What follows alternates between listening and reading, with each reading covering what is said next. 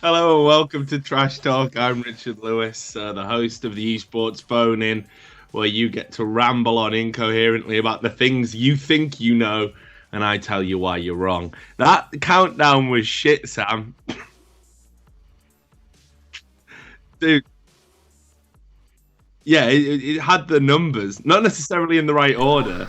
And you can't just put a massive gap between the last two numbers either. What the fuck was that, dude? I know the 11 viewers are going to be so sad. Fair, fuck those 11 viewers. So, as you probably noticed, it's been a busy day for me. I did the Gonzo Awards and First Blood yesterday. I did a video editorial thing today about why the League of Legends community treats journalists like shit. That went down a storm, as I'm sure you can imagine. And man, the hate mail, it's been incredible. I just had one actually. Hang on, let me because the hate mail comes in pretty thick and fast. Here's one piece I just thought I would read to you. It's almost as if this guy didn't listen to the video, because at about 8 minutes in, I tell everyone that calling stuff clickbait is stupid if it isn't clickbait. And he says, this video is such clickbait! Exclamation mark. For fuck's sake, Richard Lewis. Full name. He used my full name, Sam. Elevate yourself to something more than the lowest form of journalism. It really hurts me when I see someone with so much potential. I'm in my 30s and I've still got potential. That's something, I guess. In this field, devote their lives to nothing more than clicks. Appealing to the lowest common denominator is something I expect of big corporations and people who care nothing of the community. But you, this is a new low. This is a new low. Nothing else. This. Fuck me, man. So anyway, we want to talk about everything that's been happening in esports. This is the first show of 2015. And thanks a lot to the sub as well, Eagle933. Appreciate it. So what's been going on? Well, usually we don't dictate what we're going to talk about, but there has been some significant stories that I think we're going to want to touch upon. Most recently in League of Legends, we've had Curse Academy becoming Gravity Gaming and Curse becoming Team Liquid. What do we think of this title sponsorship? Does it even mean anything? Frankly, does title sponsorship mean anything? Is it important? We had Forbiven. He's finally left H2K. That was fucking drawn out for quite a while. But also, what does this mean for Fnatic's new roster? Hearing rumors today, and I haven't had chance to write it up and report it yet, but Dexter's meant to be joining them as a coach. If so, what do we think about that? I mean, there's an argument that he might be a better jungler than the jungler they've got. Will that come into play at some point? Obviously, we've had whole changes to the LCS season and the way it all works. Alex Itch is going to America. Obviously, we've had all the drama with LPL and OGN. Then in CounterStrike, we've had more match fixing. This time a German team, My Revenge, embroiled in another match fixing scandal. CSGO Lounge leaked some information that made them look very bad indeed. Today I broke a story about Face It. They're going to have $250,000 in their online league. Also, in addition to that, Denial lose their CS team. They're taking on Lunatic's team instead. So lots going on there. There's some bits and pieces going on in Hearthstone. I never really talk about it. Dota, we've never had anyone from Dota really call in, so I'm not going to touch upon it. But you know, it's an open show. It's an open forum. Doesn't matter what the game is. Fuck it. You can call in and talk about Tetris. If your call's interesting and Sam's not going to remove you, then it's all good. So whatever you want to talk about, call in. All you have to do is add call.trashtalk to your Skype, and Sam will humour you and then tell me secretly in my ear whether or not you're a nutter. So speaking of nutters, who have we got for the first call? Samothy. First, we have Jonathan, and he wants to talk about the new format for LCS and how it's a train wreck wrapped in good intentions. Oh, that's a great phrase. So let's get Jonathan on then. Hello, Jonathan. Hello. I love. Hey, here he is. You all right, Jonathan? How you doing? Pretty good. And yourself? Yeah, not too bad. I just poured myself a White Russian. I promised myself Nice. I'm gonna drink today, but Reddit and Twitter they have a way of making me revise that opinion almost on a daily basis. Now it's a great phrase. You said it's a train wreck wrapped in what was it? Good intentions. So tell me about that. Yeah. What do you mean? Basically, every time that they've released the LCS format, there's always been more than a few complaints, like Super Weeks being ridiculous for teams, the fact that the promotion system wasn't exactly the greatest because if you got mismatched or the team picked the wrong team, they could kind of relegate themselves unintentionally. Hmm. And it looks like they're trying to fix it, but there's just so much wrong with the current system that they're trying to implement.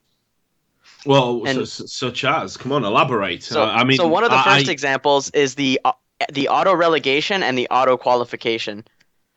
right. So if you're the 10th team in LCS, you automatically get removed from LCS and replaced by the top challenger team.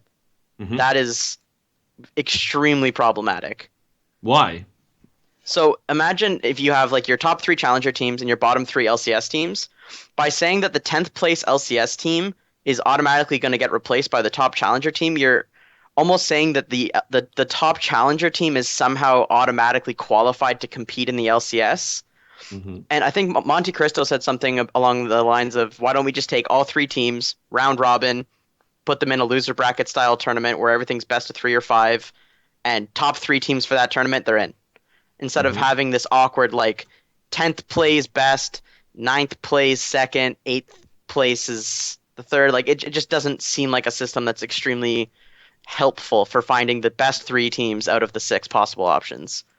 So a little bit of devil's advocatory here, as is my want on this particular show. There's a lot of sports where it just works like that. So, for example, football in the English Premier League, the bottom three are automatically relegated. There's no playoff. You're just down. You're out of the league. The top two in Division One or the Championship, as it's called, they're promoted automatically. There's actually not really a lot of difference in finishing first or second. I mean, you get a bit more prize money. You get a little shield to say, "Hey, we're the championship champions." But second place in the championship, those teams are still super happy because they're automatically promoted to the Premier League and they're guaranteed an additional 20 million or whatever it works out as just for that promotion alone. Then the final team, the third one that's promoted, they go through playoffs where four teams play each other in kind of a mini cup. You have semi-finals and then a final, which is traditionally played at Wembley Stadium, the national stadium, and they do that for each division in the professional football league. That seems to work for us. We quite like that. And then that would be a pretty good system, but the problem is the infrastructure doesn't really line up very well with fully established competitive sports. The challenger Mm. scenes just they're not competitive at this point.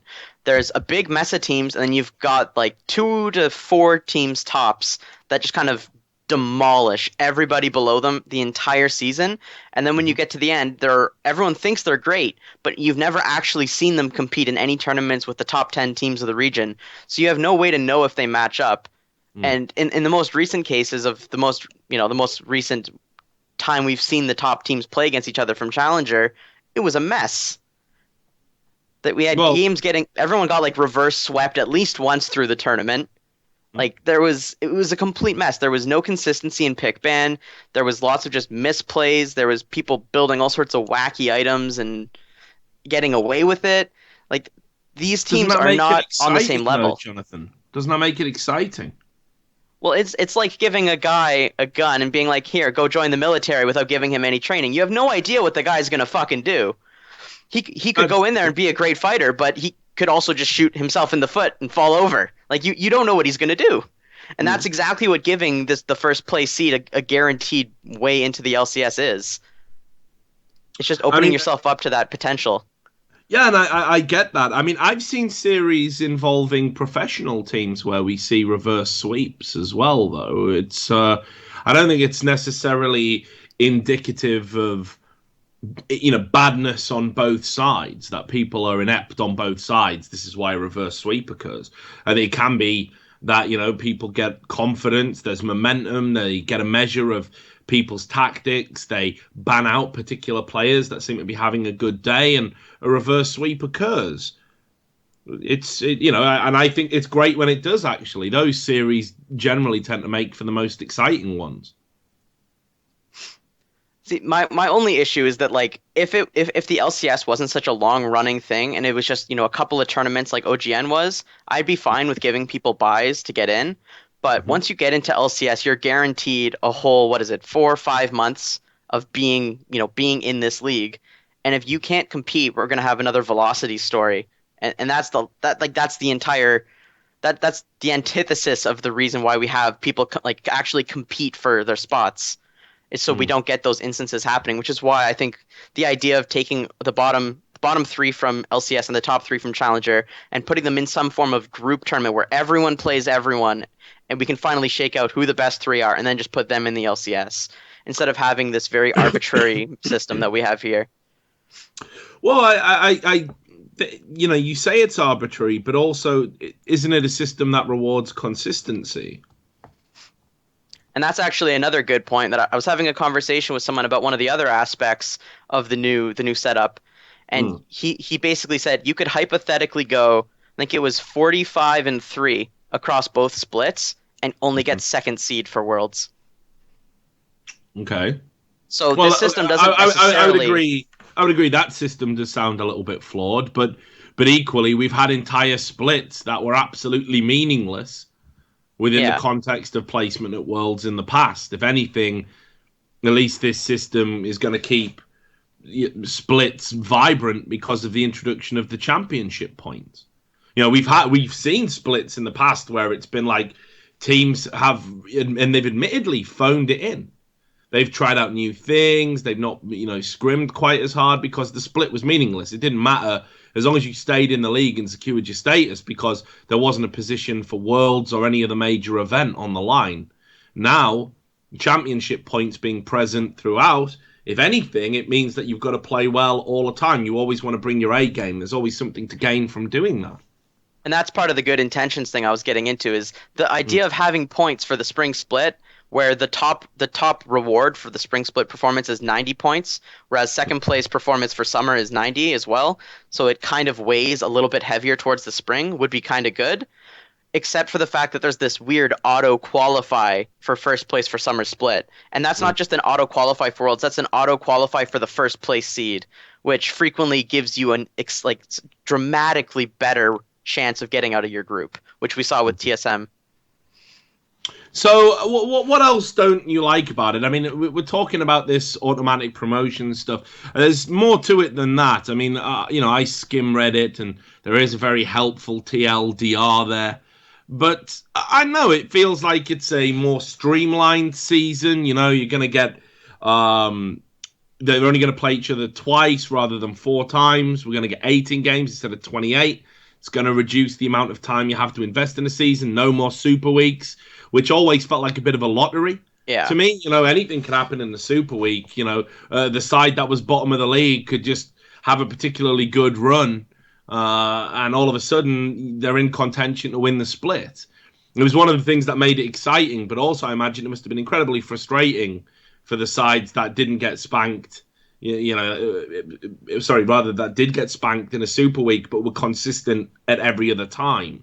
So, I mean, for me, this feels like we're moving more towards a regular sport. It's about Hmm. consistency, balance, equilibrium, and it's not so long and weighty that teams are, they need to constantly practice. There's actually a little bit of downtime, and who knows, maybe Riot will allow in that downtime other tournaments, other competitions. Perhaps we'll see more IEMs, for example, interesting one-off cups.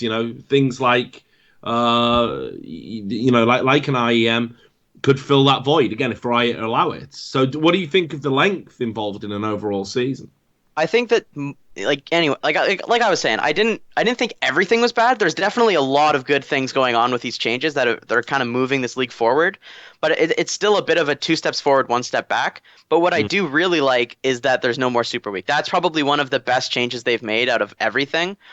But what I don't like is that they play twice for the entire multiple week split. Mm-hmm. So it's not a great sample size in terms of comparing teams. At least like before, they would play 4 games, and if there was ties going into promote or into the regional tournaments and stuff like that, you could kind of see, okay, well, this team's 3-1 against this team, this team's 2-2 against this team, and you'd have a decent enough sample size where you could really gauge who was beating who. But with only playing every team twice, it's going to either be 2-0, 1-1, or 0-2, which basically makes it seem like either they're perfectly equal or they get stomped, which is not exactly a great way to look at things. And as for the competing between splits, I honestly don't think that there's going to be any IEMs or ESLs unless Riot gets a lot more stake in allowing their players to go to these events. Like there's a reason why when they host these events in the off season that it's an extremely bizarre mix of teams that end up attending. Well, yeah, you're definitely right there. We've seen all sorts of strange occurrences. Teams that kind of 1 minute were saying to the community, vote for us so we can go, then turning around afterwards when they've won the vote, being like, actually, fuck it, we haven't even got a team. We were just joking about that. We don't even really want to go. And you're right, that they are a bit of a mix. There's a disparate level between the teams that attend. But I think that's good because it can showcase certain teams. You know, there's a lot of hype about Unicorns of Love right now because they, rolled over TSM. So it can be positive. And to quickly kind of go in on that, I think we should all just take a moment to realize that both IEMs were kind of a mild catastrophe that kind of went unnoticed because of how ill-prepared most of the teams that should have theoretically done well. Like TSM got crushed, and I love when TSM loses because it's always just so entertaining to see the dynamic of Reddit change over the next couple months. But realistically, those series were lost off of pretty much a lack of proper preparation on TSM's part. They didn't really seem to know what they were doing with the patch. They really didn't know what they were doing in Champ Select, and it was kind of just an odd snowball effect from there. But I honestly think that what they have here is good for now. But if you look at OGN, like not to do the typical look at OGN thing, but they have one of the best formats right now where every team plays each other in a best of 3. So you can really see week to week who's better than whichever other team they play. Because it's not just a best of 1, which for some reason Riot loves to do. Because you get to see, do they go 2-0? Does it go to game 3? There's more to actually look at when you're comparing the two teams, which is kind of the point of having a league, right? Is to see where the teams stack up against each other over a long stretch of games. But if you're cutting the games this dramatically and making it so every team only plays each other a couple of times, it kind of loses the purpose. And what it ultimately amounts to is you play your 18 games and you get your seed for your regionals, and that's what matters now, is the regionals matter. Which, to get to that, everything's best of 5 now, which is great, but half the league doesn't get to show up, which I guess is kind of a good thing. But on the other hand, there's no more of that crazy comeback story that I'm sure everyone loved to see. Well, see, now that's an interesting point there, Jonathan, because on the one hand, you're talking about the joys of crazy comebacks, but on the other hand, you seem to be against reverse sweeps or anything that can kind of enable, craziness to occur in a league. And this is what I mean. I agree with you. I think that is detrimental, but it doesn't seem overly consistent with what you're saying. If I had to say to you, okay, Riot have brought these changes in. What changes would you make to the changes to make it the perfect league for yourself? What would you change? Okay, so the easy change is you take 8th, 9th, and 10th, drop them down with the top 3 challenger teams, do 1 or 2 rounds of best of 2 round robin, seed the teams accordingly, have a loser bracket, and do a proper little mini tournament over a couple of weeks. Top 3 teams get into LCS. This can be done in the off season if it's after the summer split after Worlds, or it can be done during whatever shenanigans they have planned between spring and summer split, since there's a bigger gap. Okay. For the top end of things, on spring split shouldn't be that heavily weighted compared to summer split. It should be worth, I think, around 80% of the points, and there shouldn't be an auto qualify. But I still think that people should have to compete in some capacity for first place seed. Like, I don't think you should be able to entirely get from doing well across both splits to just automatic first place seed, even if you lose in the playoffs. I still think that there should be some deciding series, or maybe like if you have a team, let's just say the theoretical 45-0 team walks into the finals of the summer split regionals against a team that's kind of been top of the table but not quite as consistent as them. They should play that best of five, and if the team that had less points wins, they should have to play another best of five, almost like they came out of like a loser bracket, in order to Okay. fight for that first place seed. So my next question then, do you think this is going to be just one of those kind of transitional phases that Riot like to go through? Sometimes they implement things and we're like, yeah, this isn't necessarily going to be how it remains. And 3 months later, we're all kind of talking about that wacky change that was brought in that we all had to kind of endure. Do you think Riot will kind of revise this format, or do you think they're going to stick to their guns? Knowing Riot, they'll definitely stick to their guns, at least for this season. We'll probably see some last minute changes here and there, I would assume, if there's some weird situations that occur, but I don't think we're going to have any of those crazy 45-0 going into the finals and then losing scenarios where the auto qualify screws everything up. I think that's pretty much the biggest outlier that could conceivably happen. So I don't think it's going to be that big of a deal. But going forward, I think they definitely will make some changes here and there depending on how the season shakes out. Okay. Well, look, it was a great call to start the show with, Jonathan. I really appreciate it. It's definitely good to get some perspective. I'm still looking forward to the season with the changes and seeing how it's all going to pan out. I'm actually looking forward to it. And, I guess we'll see whether or not the detractors about the new rules are right or wrong. But anyway, thanks a lot for your perspective, and I hope to hear again from you sometime. Yeah, thanks again. And just one shout out before I go. Sure. One last meme for Wonder Game, boys. There we are. One last meme for Wonder Game. Thank you very much, Jonathan. Take care. Have a nice evening. Yeah, you too. So there we go. Now, Jonathan seems to be quite critical of the LCS changes. Sam, what do you think? Well, as far as 10th dropping out and one going up, I prefer that. Why wouldn't you prefer like a prolonged system over just a playoff? I don't see what the argument is there. Well, I feel the same. Maybe it's something about Welsh people. Maybe we just don't like chance. No, not that. I don't think anyone would say that. True. But maybe it's we're adverse to chance because we've been so unlucky in our glorious country being attached to England, for example.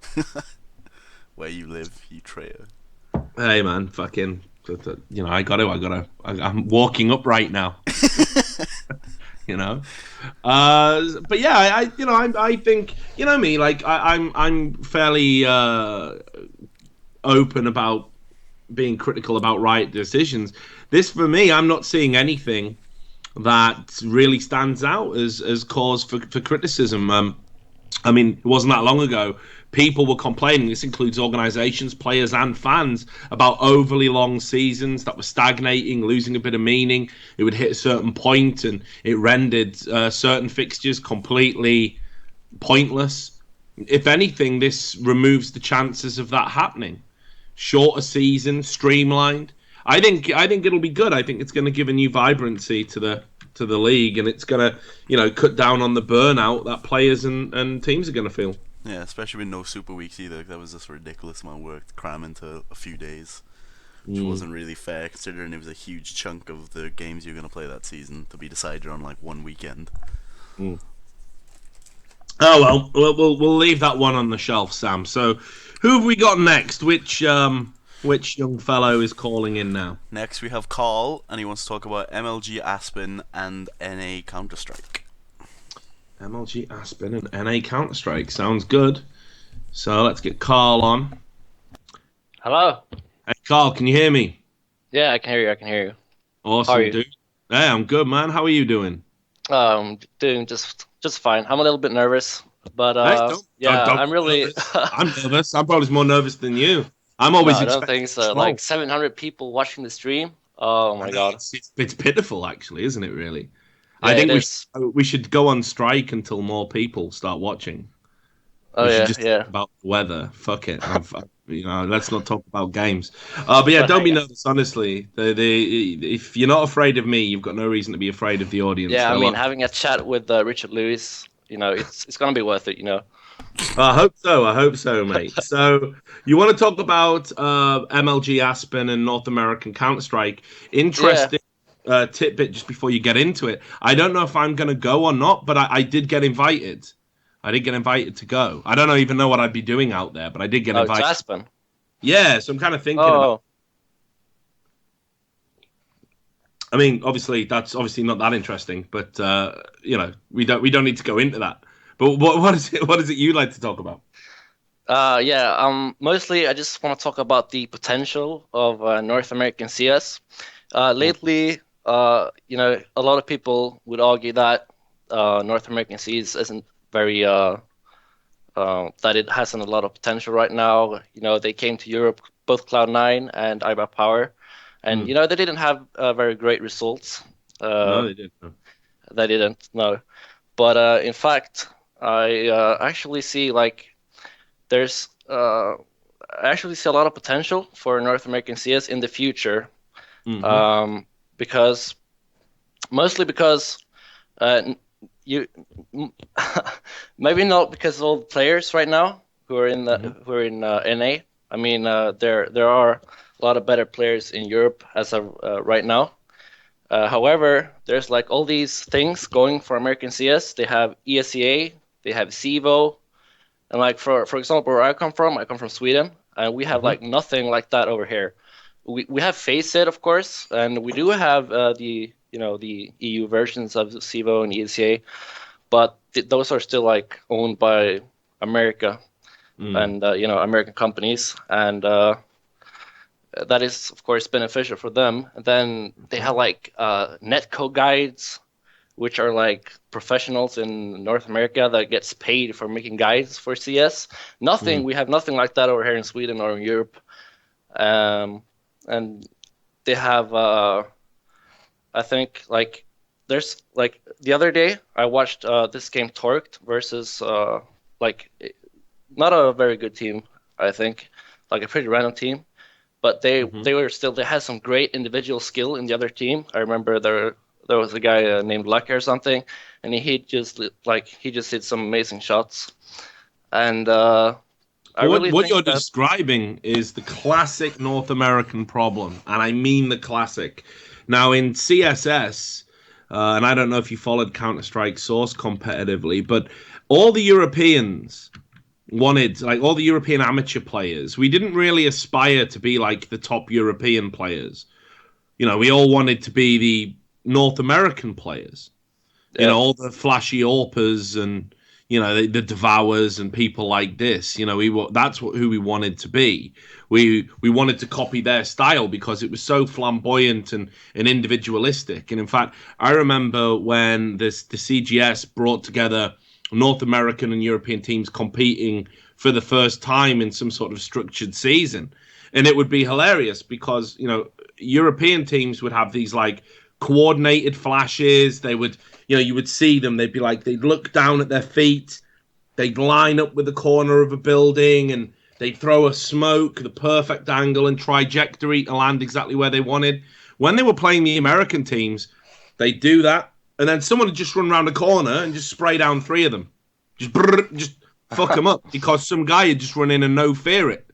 And the Europeans didn't understand how to deal with this. And the Americans actually did reasonably well against European opposition because of this Rambo, this gung-ho style that they played. Now, it was hugely entertaining to watch. And what it made for was great individuals and individual moments. But what it actually didn't make for was very cohesive team play.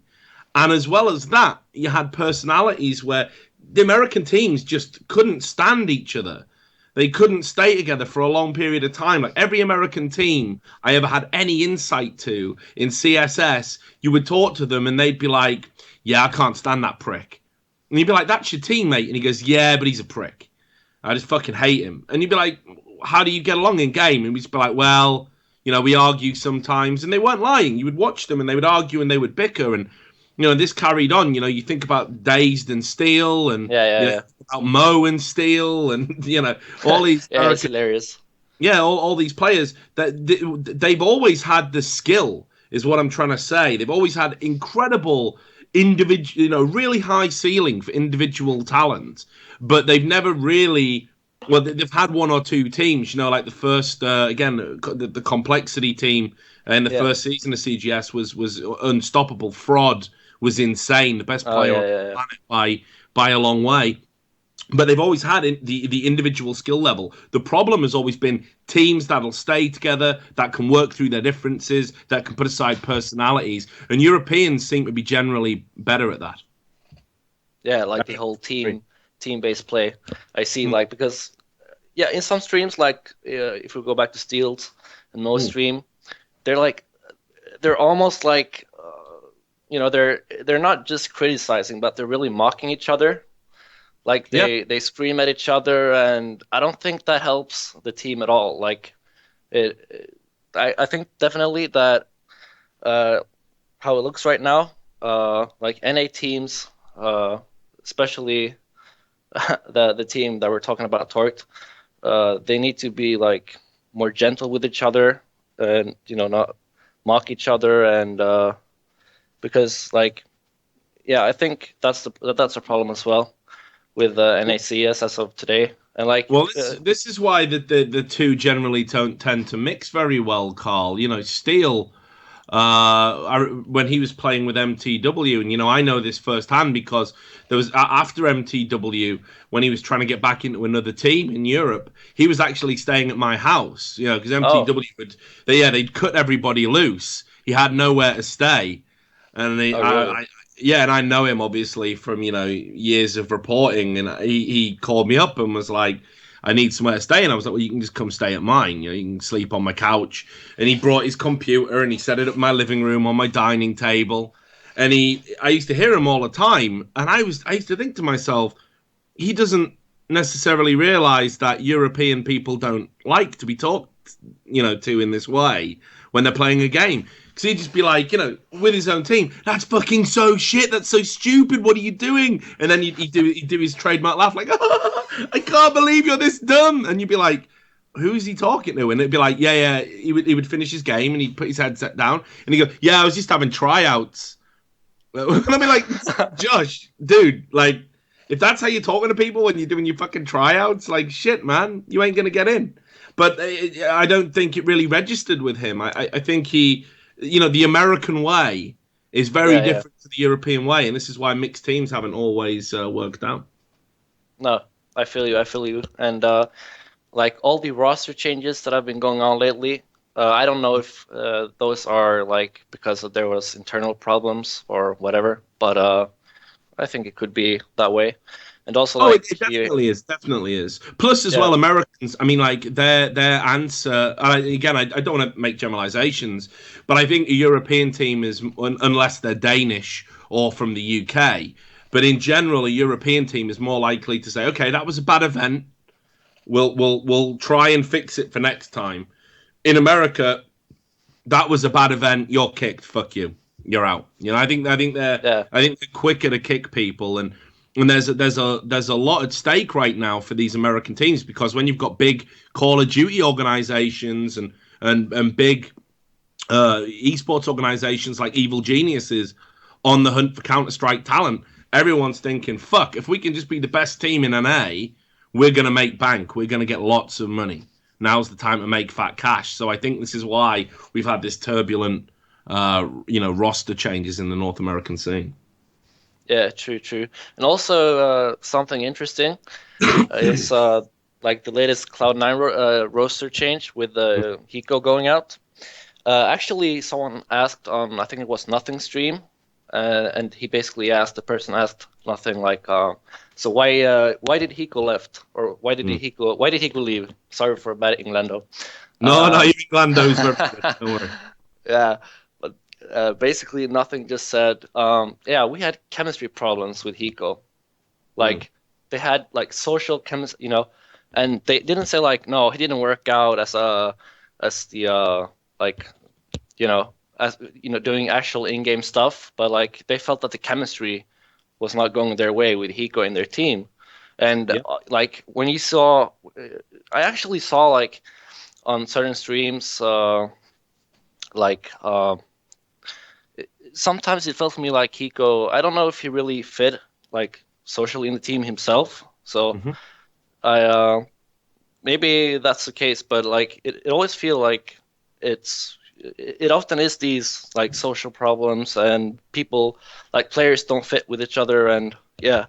So Yeah, well, I mean, I think the issue with Hiko was, I mean, look, it's like he worded it this way, and I believe it to be true because I remember Dazed saying something about it at the time.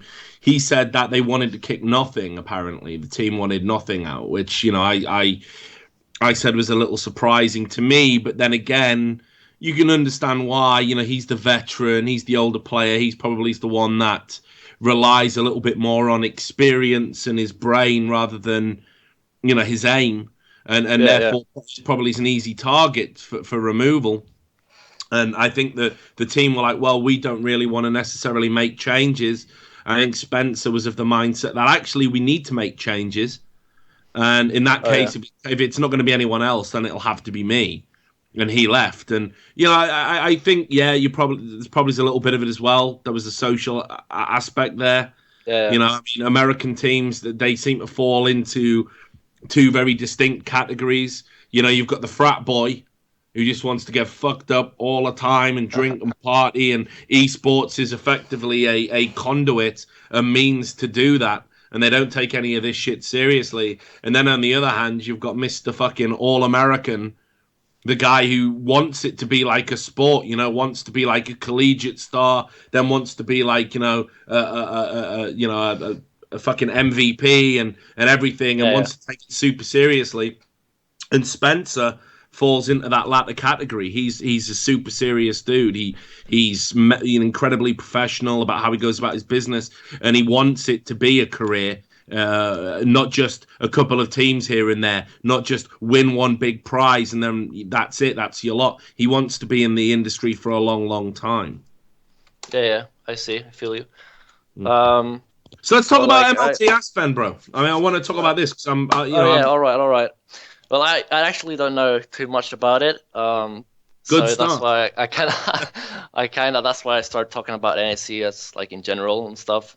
I just want to point out real quick that like I think they made the roster change with Cloud9 shortly after the ESEA season 17 finals. Am I right? Yeah. So basically, if I would be their manager, I would probably do something along the lines of I would like, of course, I think I'd let Hiko stay because I kind of agree with Thorin's theory on Hiko like being kind of polished and like the guy is a pretty stable player, And then maybe I would keep Shroud and maybe absolutely. like because Shroud has been more of a like he hasn't been this hardcore carry kind of player, but I think that he would like if they gave him more space and if they like let him loose kind of a little more, I think he would like a role like that would fit him better. And then I would of course bring in Shazam for the opping, and I would actually like I think Sean Gears, I mean he's good looking and everything, but like I don't think his like the things he has been doing like the last 5 months or something, I don't think he earns his spot on the team actually, and I think like someone like Shazam is gonna be a much more effective upper.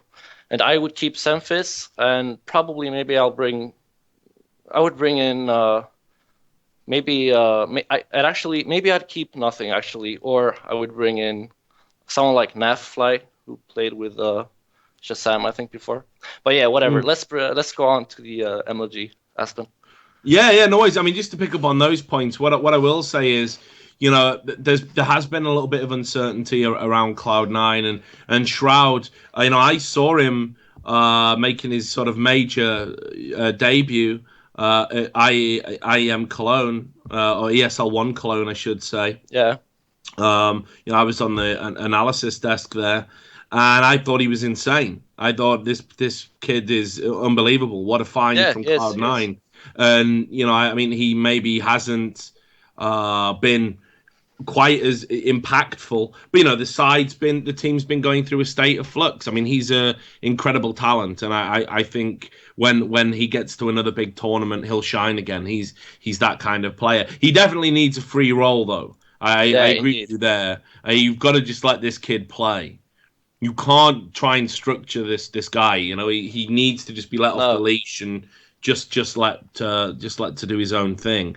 Sean Garres, on the other hand, I disagree. I think I think he brings a lot. He's a very smart player. He's got a brain. It's disgusting because obviously, as you said, he's very good looking as Yeah. well. He's got brains and beauty, but he's a very smart player, and he may not always be the most spectacular, but he's a player who's good in a clutch. He's a player who's good when when you're in those 2v4s and it's Sean Garris and someone else, he can win you that round by just being smart, by clever positioning, clever calls, clever communication.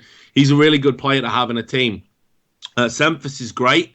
I got a lot of Yeah, he respect is, he is. for Jordan as well. I agree somewhat reluctantly. Shazam is a sick AWPer, but I definitely question his mentality and the conduct issues he brings to a team. He's been associated with pretty much everything bad you can be associated with in CounterStrike, and that's the kind of thing that can come back and bite you on the ass, because next time he's embroiled in a scandal, or next time a chat log of him saying something stupid gets leaked, it doesn't just affect Shazam, it affects all of Cloud9, and that would be something I'd be worried about. But Yeah, anyway, that's, MLG Aspen. yeah. MLG Aspen. You're Yeah. gonna have to start off with this one because I don't know too much about it. I know that NIP, Fnatic, those are the teams from Sweden going, I believe. Yeah. Yeah. Well, what is it you want to Uh, talk about? What's the overall point? You just trying to get a little bit of hype going about it? yeah, maybe. I mean, it's coming up soon. Like it's in Hmm. 2 weeks, I think. Yeah, it's in 2 weeks, dude. Um, so and I like, yeah, I think it's gonna be interesting to see how the teams have been, because we've had a long break Mm. now over Christmas, and some teams maybe they practice harder, and I know some teams have been absolutely just enjoying their vacation, Hmm. their holidays. So I think it's going to be interesting to see, like, because I've really been looking forward to some competitive CS in larger scales. So I Yeah, think it's I going to mean, be interesting. I haven't kept up with the qualifiers because I've been having a bit of downtime. And I know there was some qualifiers played when I was doing the Ace Array Split Invitational with Take TV. But the teams that were the first teams that were announced was NIP, Fnatic, and Cloud9. Now that's great. For me, what's more important isn't necessarily the teams that are going. It's the fact that CS:GO is going to be at the fucking X Games. Oh yeah, yeah, That's that's that. sick. That's the real story. Esports has been. It's kind of been to itself for such a long period of time. Like esports, it's not real sports. We kind of know that, but real sports sites have tried to cover it and talk about it. It's never been. It's got elements of it that kind of feel like wrestling almost. Like almost like Yeah, WWE, yeah, yeah. but not. Obviously because it's completely. There's no physical element to it in a lot of ways. It's a very strange thing for people on the outside to get into. Now, maybe being attached to extreme sports is something that's going to really benefit it. I mean, X Games is huge. My agent Toby, he used to be a snowboarder. I think he competed at the X Games back when he actually Oh used to yeah. have a waistline he could see. And he tells me it's like an event like no other. I've watched X Games on the TV, and we all saw how Call of Duty got a massive pop at X Games Call of Duty on console, everybody went insane for it. The crowds were loving it. And there was just this togetherness of like the extreme sports people who were kind of on the fringe, on the periphery of real sports, coming together with something that actually they understand because everyone has a fucking Xbox at home. And it was really, really good. And I think it's going to be huge for CounterStrike. Like, no matter how the tournament goes, no matter who wins it, I think everyone's going to be blown away by what they see, and I think it's going to really put Counter-Strike on the map in a way it hasn't been on the map before. Yeah, very true. And also, I think this benefits NACS a lot. Yeah. Considering they don't have any majors or anything. So I think this is going to be great for them. And also, like bringing esports and CS into something like X Games. There they are again, the Americans. They're one step further away from the European CS community, in my opinion. Not like professional-wise with the teams and so forth, but they do these little things that have the edge over the European community. Taking it to X Games, which is for normal sports as well.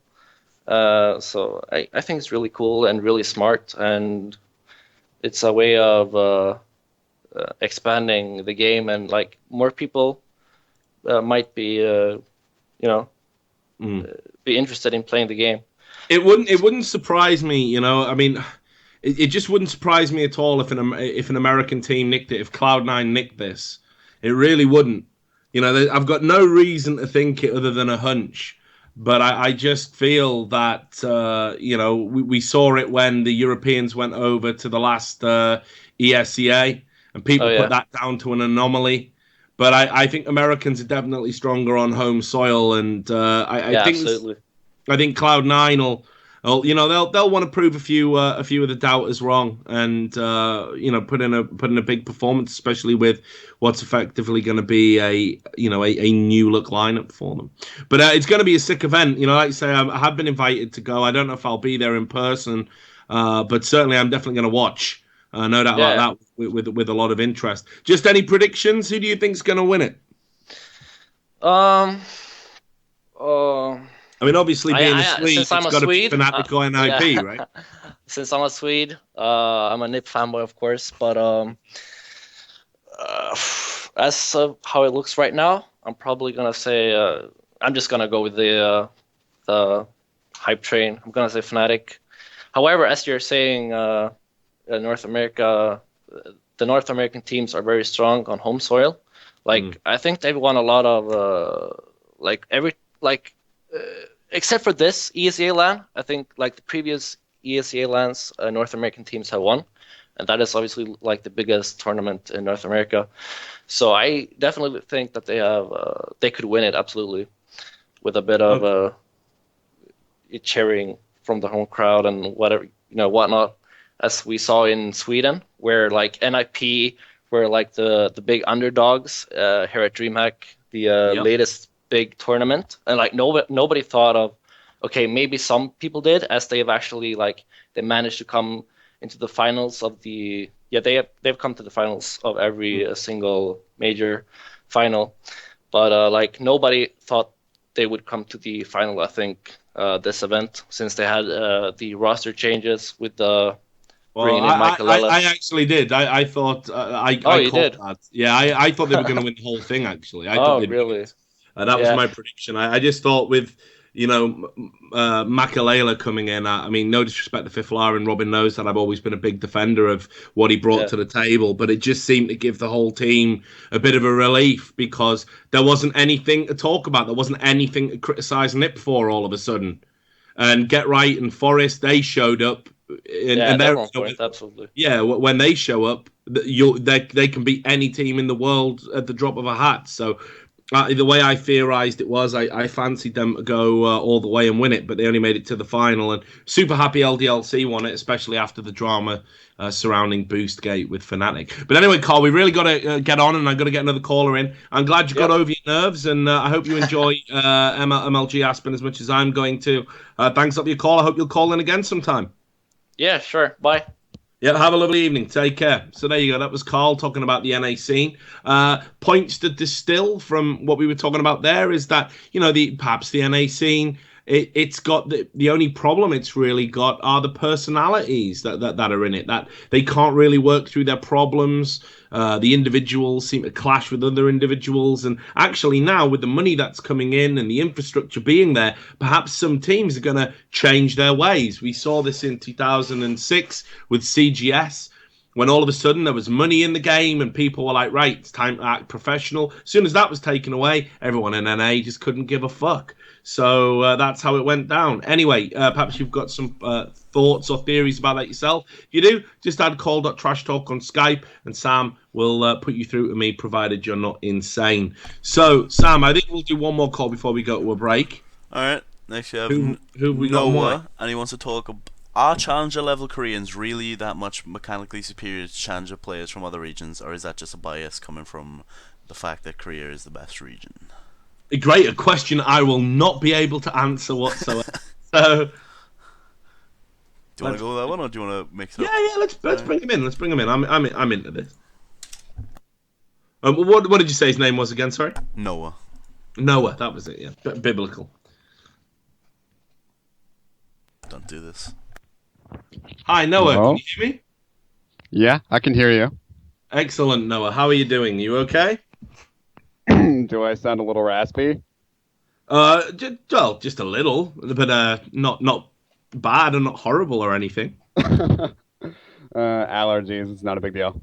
That's all right. Sam, he went to the dentist, and he's sounds terrible at the moment as well. Not because of anything to do with that. I think the dentist did something to him while he was under anaesthetic, actually. But we definitely won't get into that on air. So you want to talk about Koreans? And is it a myth, a fallacy that Koreans in Challenger are mechanically better than, Challenger players in other regions? Is that a fair summary? Got the swatch present in a Twitch chat. I'm loving it. Sorry, ADD. So yeah, basically, it makes sense to an extent that Koreans are. Some of them are viewed in high regard because the solo queue I know in Korea is more competitive. People group more. It feels more translatable to competitive than NA solo queue where people just stick around. But does that really mean that their top players, at least in solo queue, are that much better than our top players or NA or EU's top players? Well, I've got no way of answering that question, Noah. You see, I mean, first of all, I don't want to disappoint you, but I don't play at a challenger level, and I'm very unlikely to. You don't? No, Oh, I know it's hard to believe, isn't it, that a man in his 30s would suck at League of Legends. A man in his 30s with only one fully working hand as well. So I'm certainly lacking the mechanics of a Korean, probably a Bronze 5 Korean, actually. But yeah, it might be a bit of a bad question for you. No, but let's explore it anyway. So, in my experience, I've got to say, in League of Legends, there has been a lot of hype about Koreans on an individual level, and yet I think what we're increasingly starting to see is that Koreans play better in Korea. Like the Koreans in a Korean team are godlike because they've got this, this commonality, this common language, this communication, but they've also got a culture around them that's like you've got to succeed. They've got a house where everything's very regimented, and Thorin's talked a lot about this. I've talked a lot about this, about the structure of how a Korean gaming house works. And it's no surprise that in that environment with everything around it, that perfect storm, a Korean team is incredibly successful. Yet when we look at the individual players that have come out of Korea and played in other regions, actually quite a significant number of them have been a little bit underwhelming. Now, I'm not necessarily saying mechanically, but just on an individual basis, they are, a little bit meh. Some of them haven't been that great. So that's something I've observed. and I'm sure something other people have observed. Now to kind of get to the solo queue, certainly regions are stronger than other regions. I know many people who used to back in the day, you went and played in, EU East because it was weaker than EU West, and you'd level up an account and then you'd sell it. Oh, look, I got diamond. You would just pay the riot points to transfer over, and you'd be like, look, I was diamond. But you didn't do the leveling in EU West. It took too long. It was a lot harder because you had a broader skill. But that wasn't necessarily about the skill ceiling being higher. It was that there was a broader number of players, so the divisions kind of meant less. You had a broader amount of skill in one division. That's kind of seemed to be the reason that people used to say why it was easier. Less players, the tiers actually meant something. It was easier to progress in a shorter amount of time because there was less variance. So, I don't know. At the high end, when I look at players on an individual basis, I look at players like Bjergsen. I think mechanically, they're up there with any other player in the world. There's always going to be an anomaly like Faker. But actually, top European players, top NA players, there are players that are mechanically incredibly good and probably wouldn't look out of place in a Korean solo queue environment. So what do you think about that? Yeah, Pobelter got Challenger, I'm pretty sure. Yeah. The young POB. I definitely could see Double Lift being playing on par with some of these Korean players. Thorn made a 50-minute video about how good he is. Yeah. Well, the Koreans all used to really rave about Double Lift as well. They used to all say, like, this guy's mechanics are incredible. Korean players used to say that. That's how highly he was rated. Exactly. So yeah, I don't want to be boring and like agree with you, but you're right. Like, it's the support staff and the culture that really differentiate the Koreans and make them.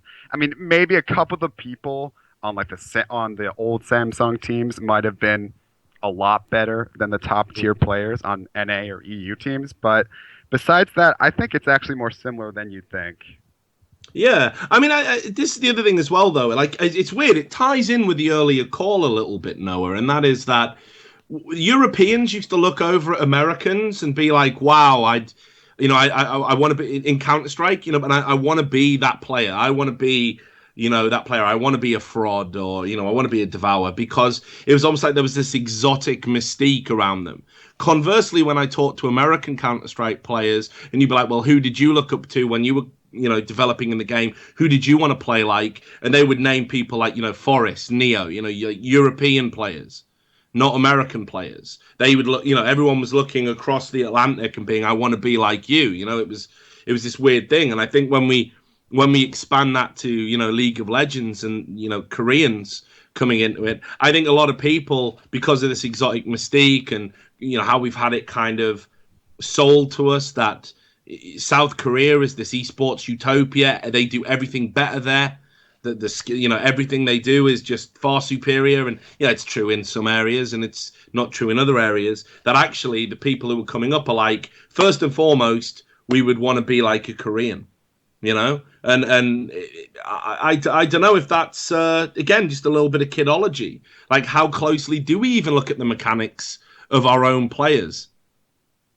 Like, we don't do it. If Pobelter did a sick 1v5 outplay, it's a lot less likely to make the subreddit front page than a 1v1 Faker outplay. Humans as a species, don't want to go all scientist on you, but they make generalizations sometimes because they're useful, but other times they distort our views on things, and that's just how it is. Right? Yeah, I agree with you. So what about you? Come on, I mean, if you kind of called in, I think you had a little bit of you'd already made your mind up when you asked the question. I think you believe that Americans in Challenger are as mechanically good as Koreans in Challenger. I think you believe that. Almost. Yeah, I mean, we got people like Pobelter. We got, I guess if you count Bjergsen as an American, we got people like Bjergsen. We got up-and-coming talents like Chunky. And honestly, I think the chat was saying Hi made Challenger in Korea as well, apparently. Yeah, that's true. And I guess he isn't viewed as having very strong mechanics, but I bet you his decision making actually is relatively high up there. Hmm. It also is a good point to make that solo queue isn't everything, and that solo queue is not competitive, and those skills do not always translate perfectly, especially in the jungle where it's like a totally different game. So Yeah, it's and kind you're of definitely right hard. about that. Yeah, it's kind of hard to like draw a line somewhere. As a result of that, like Pobelter isn't a god in competitive. He's pretty much a god in solo queue. He's got like the number 2 and number 6 and number 7 or something in NA solo queue accounts. Um, but he was on like a 7th place team last time. Yeah, So who yeah. knows? Maybe Winter Fox will get better. Winter Fox. Well, they've definitely had a downgrade when it comes to the name because Winter Fox is fucking awful.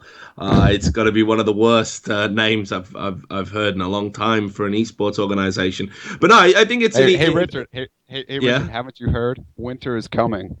Oh, I know it's fucking lame, isn't it, man? Don't. I've only got so Nice, much man. cringe left in my body, right? But anyway, I saw that on Twitter. It was pretty bad. But I think it is interesting. Like Thorin's made this point before about Wild Turtle. In TSM, like that he's guy who's got like I think 4 challenger accounts in NA. Everyone talks about him being this incredible mechanical AD carry, but actually, when it comes to his laning phase in particular, it's not always the most spectacular output. That in solo queue, we know he's got all the requisite tools, but when it comes to the team game, it just doesn't seem to come through a lot of the time. And that's definitely been brought up by a few pundits. And it's 2 different worlds. I think people get too attached to the solo queue experience and what it all means, and don't really think too. They try and translate that and make that fit into what the team game's all about, and it isn't necessarily the case. And some people say that's what makes Korean solo queue better, is that it translates better to competitive because people actually group and people just don't play super selfishly. Like, when there's a lane that's pushed up and there could be a team fight going on, they don't pick the wave to kind of farm up and get fed. They just go to the team fight. But it's relative. I'm sure there's still like a sizable difference between Korean solo queue and competitive just by the nature of it. So yeah. Well, look, I'll tell you what, Noah, since as it turns out that we kind of both agreed with each other and there's no conflict to resolve and therefore to stretch out the call, we'll probably cut to a break there. I'll say I hope you get better in terms of your allergies as soon as possible, because allergies suck. But it's obviously good that we have the mechanics to have an allergy, because without them we'd be in bad shape. But when they get a bit too crazy, it's not so good. So I hope you feel better. Maybe next time you can think of something really contentious and call in and we can argue about that. I'll try my best, but I'm a pretty agreeable guy, so nightmare. It might be the wrong show for you. We'll have to make a show called Nice Talk. Nice Talk. Yeah, well, me and you can just sip tea and nice talk about pleasant talk. Isn't that what you Brits do? Yeah, exactly. See. So look, thanks a lot for calling in. Feel better, and hope to hear it again from you in future, be it on Trash Talk or Nice Talk. All right, take care, Noah. Have a nice night. Peace. So there we go. Sam, I don't think we really got to the bottom of that one. What do you think? You're an expert on League. Well, I've played with you. Yeah, and I'm pretty fucking good. Let's be real. You were dog shit in the game.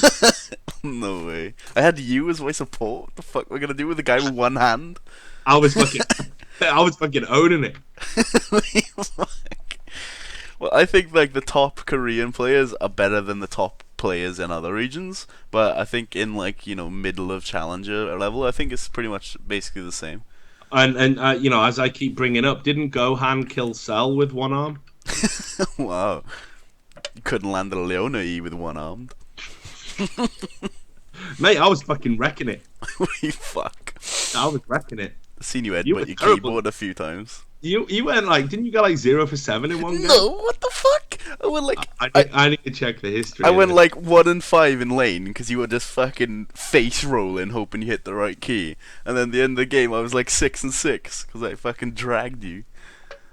That's bullshit. Did we even win a game No, together? did we fuck? I had you on my team as if I was gonna win a game. Look at you, man. I'm ranked higher than you at the moment. Oh. So you know, perhaps you're the scrub holding me down. Do you ever think about that? Because let's be honest, you know, I've seen the way you dress yourself. Your decision making is obviously very Mate. poor. Mate. Oh, I'll just tuck me tracksuit bottoms into these. I didn't have tracksuit massive bottoms, training. you lying cunt. I'll just tuck my tracky bottoms into my socks. Don't wear tracksuit bottoms. Don't listen to the old man. Fight me at whatever. LAN. Yeah, whatever, mate. Anyway, shall we go to a break? Nah, fuck off now. I don't know how to press the buttons anymore. Look, don't. I'll make the dentist come back and fuck you up. So yeah, I think we'll take a break there. So thanks to everyone for watching so far. If you want to call in, remember all you got to do is add call.trashtalk on Skype. I'm going to get myself some more liquid refreshment and whip Sam into shape for his on-air insubordinates, I should say. And we'll be back in 5 minutes. So see you soon.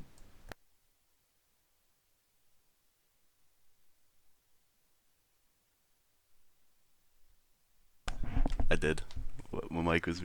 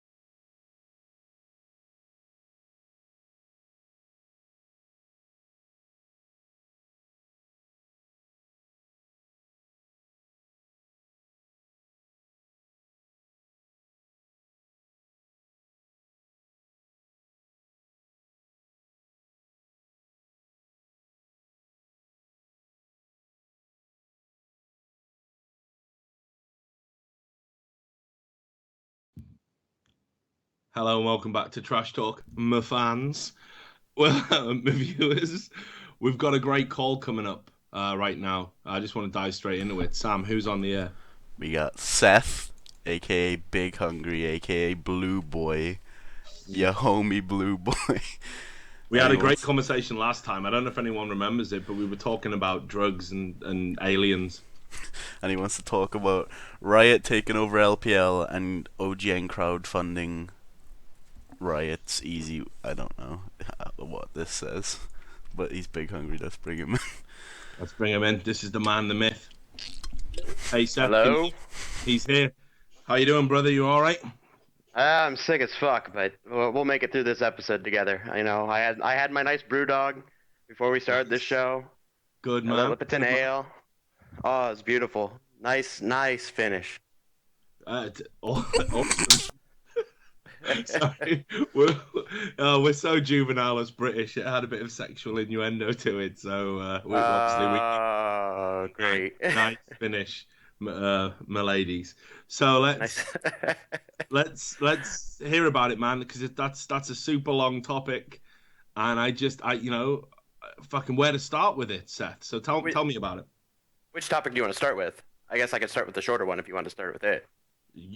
You go for it. You're the guest. It's your rules.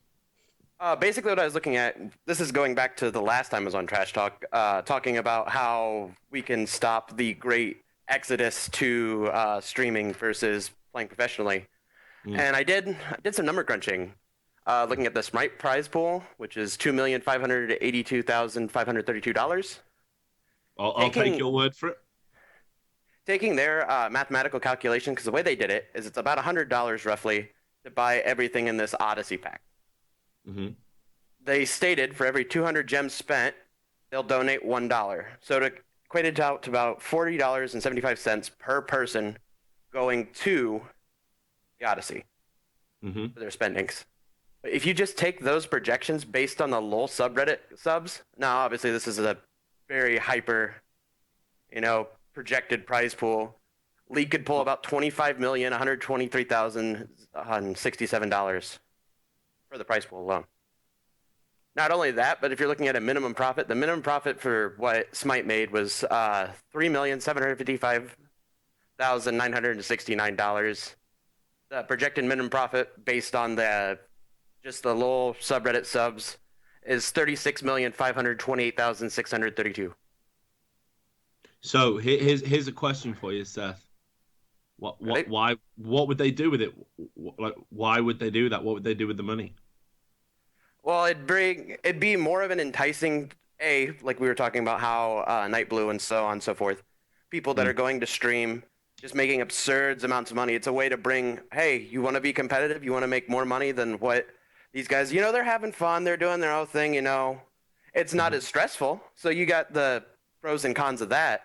But you've got such a lucrative opportunity for Riot that it's sad that an article I was reading, and I can't remember where it was from, but they were saying that they didn't want to do crowdfunding that like Smite, like Dota 2. They didn't want to do that because it's like, it may look great for a while, but eventually the game's going to start falling down, and that's an indication of the game starting to die, when the prize pool starts going down. That's sound logic, It's a big indicator. It's like, if we raised $10 million one year and then the next year we raise $5 million, it's like, things are starting to teetering on the brink.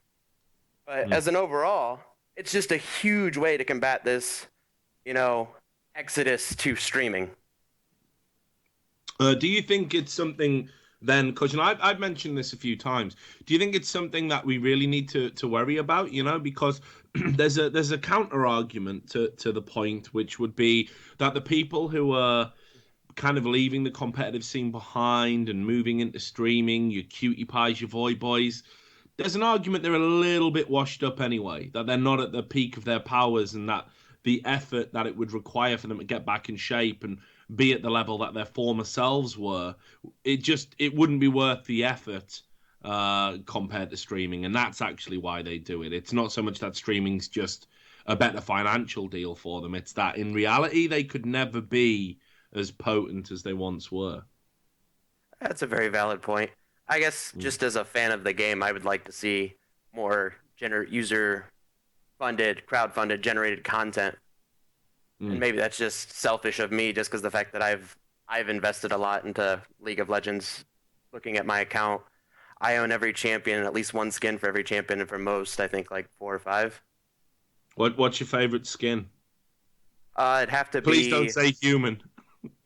No, not Human Rise. I actually don't have Human Rise, but my buddies got together. My last birthday, I turned 22. It's just out of the blue. My buddy starts telling me a code to type in on Riot, and I'm like, man, this is a long ass code for like RP. I'm thinking it's like a $50 RP card. Come to find out that all 4 of them got together and bought me PAX TF, so that's probably the most memorable skin that I have right now. Awesome. So what was the other point that you wanted to bring up? It was about Riot taking over the LPL and OGN casts. Yes. Right. Well, hang on. More point. I need a different fedora for that. So. Oh, different fedora. Hold on. Let me go back to the stream. I gotta make sure to see. I gotta see what fedora you pull up this time. There we go. I'm ready. I'm ready for this one.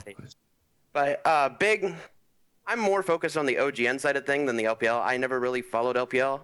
I do have to say that the LPL EGen casters got fucked. They got straight up fucked. Oh, a nice orange fedora, by the way. Thank you. Stream. The ladies like this one a lot. The ladies like that one a lot. You get to take them out on the night in the town. You know how it is. I know how it is. But yeah. My biggest, I guess there's a lot of pros and cons that go with this. Pros are, you've got free HD streaming for OGN. You've got, it's going straight to the YouTube channel, so there's not a hard way of trying to find old games, which is always nice. I mean, I'm the type of person, I go into work. I work in a factory, dude. I'll turn on Trash Talk. I'll turn on Summoning Insight. I'll turn on about anything under the sun, just throw it on, listen to it, watch it, whatever. Yeah. I got nothing better to do for 8 hours a day. and thank God, actually, because otherwise no one would listen to any of our work, and that would suck. So. Be terrible. But so you've got the free HD. You've got a better medium for trying to find it as a like a redone format, redone like a rebroadcast, I guess is the best way to put it. Trying to think of words. But you've got, my big issue with it is Riot's always had a real strong, firm hold on the fact that they like people to be proper. They like people to say, oh, no one's bad. No one's doing it. It was just, they both played really well, and they're both doing really good. They're both good teams, and the better team won. No one was bad. No one, and it's just like you said during the Challenger Leagues. It was awful. Yeah. Some of these games were fucking atrocious. And I couldn't imagine. It'll probably, I will die a little inside if I hear Monte Cristo say, oh, that wasn't a bad rotation by who you tie. I would just, I'm pretty sure I'd just shut off the stream and cry myself to sleep in a corner. Well, I mean, the interesting thing is, I have no idea which way it's going to go when they start doing that broadcast, because certainly I don't think it's any big secret that Riot have they have a standard, they have a set way of doing things. I don't necessarily have a disagreement with that. It's their broadcast ultimately, but for me the pet peeve is that a commentator should be able to say things as they are for the benefit of the viewer. They shouldn't, let's say, for example, I know you don't play at a particularly high competitive level. You're relying on the commentator, saying this was good because, and the converse of that is they also have to say is this is bad because. That's how people learn and understand the game. And the commentator has a responsibility to be completely honest and earnest in their appraisal of what they're seeing. When you only super hype the good, which we know they do that. Oh my god, that's the most amazing player ever! I can't believe they've done it. He's got the pinnacle. They go berserk for it, the hype casting. But when somebody makes an absolute terrible mistake, I mean, when you think about it, do you remember when Saint Vicious accidentally did the flash while he was doing the first buff? Oh yeah. Can't remember what game. Yeah, right. Can't remember what game it was. But even that, they just went, "Oh, Saint," and that was kind of the end of it. Like for me, if I was commentating on that game, I'd be like, "That is it's a ridiculous error that's going to potentially cost him. He's without flash for 5 minutes. That's like just not what you expect to see at this level. I'd have probably, dug into him a little bit longer, and then the first time it became relevant, i.e. the first time he died and he couldn't escape with flash, or the first time they couldn't secure a kill because he couldn't flash to secure it, I'd say that mistake fucked him up, and I'd bring it back up again. And I think I'd be right to do that because, that's a pretty huge and glaring mistake for what is meant to be the highest level of professional play. I think, a commentator like Monty, a commentator like DOA would probably dig that out a little bit more, would contextualize how horrifying that mistake is. I don't know in this new OGN or LCK, the Lick League, Lick of Legends or whatever it's going to be fucking called. I don't know if we'll get to hear commentary like that from those people. And I think that's really sad because one of the great things about OGN was that personality. It felt a little bit more adult, is the word I'm looking for. A little bit more grown up, The first one we just watched with Najee Fire versus SKT1K. Or I guess it's not K, it's just SKT. But anyway, it doesn't feel... It feels like Riot's just like, here, you're going through this avenue, but we're not going to touch OGN, which Riot might do that for a while, but my fear is Riot's going to be like, oh, let's tweak this little thing here. Let's tighten this screw a little bit here. Let's tighten this here. Maybe loosen this up a bit here, and then just throws the whole thing out of whack. I think Monty said it best. He was on a Summoning Insight episode, and I can't remember what one it was, but he said that the reason why OGN, they'll joke around when there's a Baron dance because everyone and their mother has seen a Baron dance 100,000 times, and people that are watching OGN, at least for the most part, back when it was on OGN Broadcasting, they're players who know the game. They're not your average. I have no idea what's going on. Also leading into that, the whole that's a good play. Saint maybe did a small mistake there. Yeah, God. A big thing about that is Thorne did an editorial on this where he said, you're not deceiving the true fans of the game. Yep. You're deceiving the people that are trying to get involved, trying to watch the game for the first time, and they're not going to know. If everyone's being told they're good, if I hear that Huya Tigers are a great team, they're going to be top 3, top 4 of OGN, and I go and watch a game and they just get absolutely wrecked by SK or Najin or, even KT Rolster, I think at this point, I have a feeling that it's like, well, what happened? I thought they were supposed to be really good. Oh, they are good, but the others are better. It's like, no, you have to set bearings for the average non-hardcore fan, for the average casual fan to look at and go, okay, SKT is probably the best team right now. Najin EM Fire is right below them, and then you keep going down the list, and it's like these two teams at the bottom, you don't even have to say that. It's not like we're telling you they have to go in. It's like, oh, these are absolute shit teams. Don't even worry about watching their games. Team 8, Dragonborns from old. Don't watch those games. They're just shit games. We don't talk about those people. But you have to set a standard. They were bad. They're below average. Set something that's PR friendly, and go on with our lives instead of everyone's great. Because then you're just diminishing who are great. I mean, he said that in his editorial where it's like... Good job. If everyone's good, no one is exactly. And I mean, that's a very true statement. If everyone is awesome and great and awesome fun times all the time, then who's actually good? So here's a question for you, Seth, then. How do you feel about the fact that if Riot now need to approve an English-speaking stream, it's going to effectively shut down all of these other brands like the LPLs, like the OGNs. It's going to have to be done through Riot's, it's going to be done on Riot's official stream. It's going to be done with Riot blessing, Riot staff. And it's actually going to prevent a lot of other broadcasting brands like LPL EN and like the OGN having anything to do with League of Legends, provided they're on point with Riot, provided that they, parrot the same message and do things the same way. I can't really see right now how a non-Riot production team would get Riot's blessing, actually. But, we know ESL do, but that comes at the cost of, obviously, Riot get to influence, for example, who they can employ for certain events. Yeah. Now, so how do you feel about this? Is this actually detrimental to the game as a whole, or is it better actually that the people who make the game, the people who know what the game, how good it can be, how well represented it can be, what the benchmark broadcasting experience for that game should be, is it better that they're in complete control of it? I don't believe so, because I mean, with absolute power becomes, or what is it? Power corrupts absolutely. With Power corrupts absolute. Power corrupts absolutely. yeah, exactly. Having absolute control over something is just it's too much of a breeding ground for just a large scale corruption of just they take.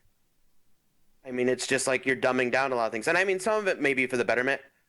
I didn't know. I didn't watch a lot of LPL. I wasn't the biggest fan of Kelsey Moser and Prince Goran, their talking voices. I mean, each person has their own taste. I really don't like Freak. I don't like Jet. I hate their casting voices. It drives me absolutely up the wall. Yeah.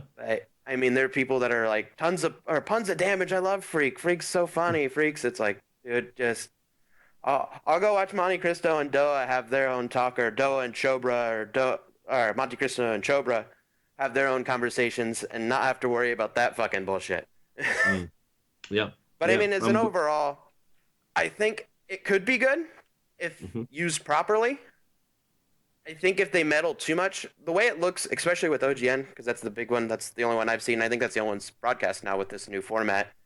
It doesn't seem like they're making a ton of changes to the actual people casting the cast itself. It's all done through OGN. It's just rerouted through LoL Esports when they do a LoL broadcast.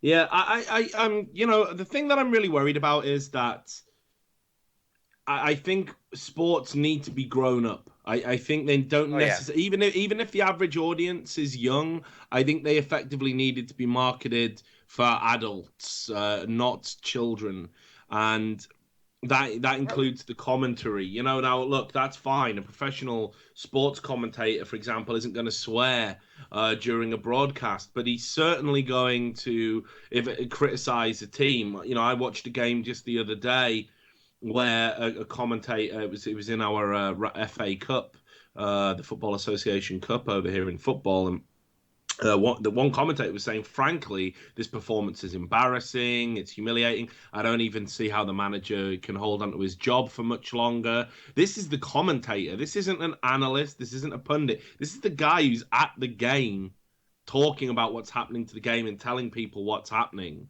He was saying this performance is so stupefyingly bad, so horrifying, that he couldn't understand how the manager would have a job the following day. Now, nobody bats an eyelid at that. There wasn't anybody saying, oh, he's gone too far. How dare he say that? It's an adult world, there's consequences for poor performances, and usually managers do lose their job if you underperform. The problem I've got, I think, with the way League of Legends is heading is it's almost as if Riot, they've got they're not really self-aware. They know what they want to do, but they don't understand how that might impact on other people, So, for example, they're so paranoid about being criticized, they'll do anything to stamp out any negative criticism. Anything they can do, they will absolutely do it. If you criticize Riot, you'll never work for Riot. You'll never be welcome at a Riot event. You're on the outside because you dared to criticize Riot. But what they don't understand is that not every company, not every partner they work with feels that way. A lot of people are really adult about it. I don't know any team that's going to play League of Legends that's going to get upset if a commentator says, well, you messed that play up. You played really bad. You had a terrible game. You went 0-10. I don't know it.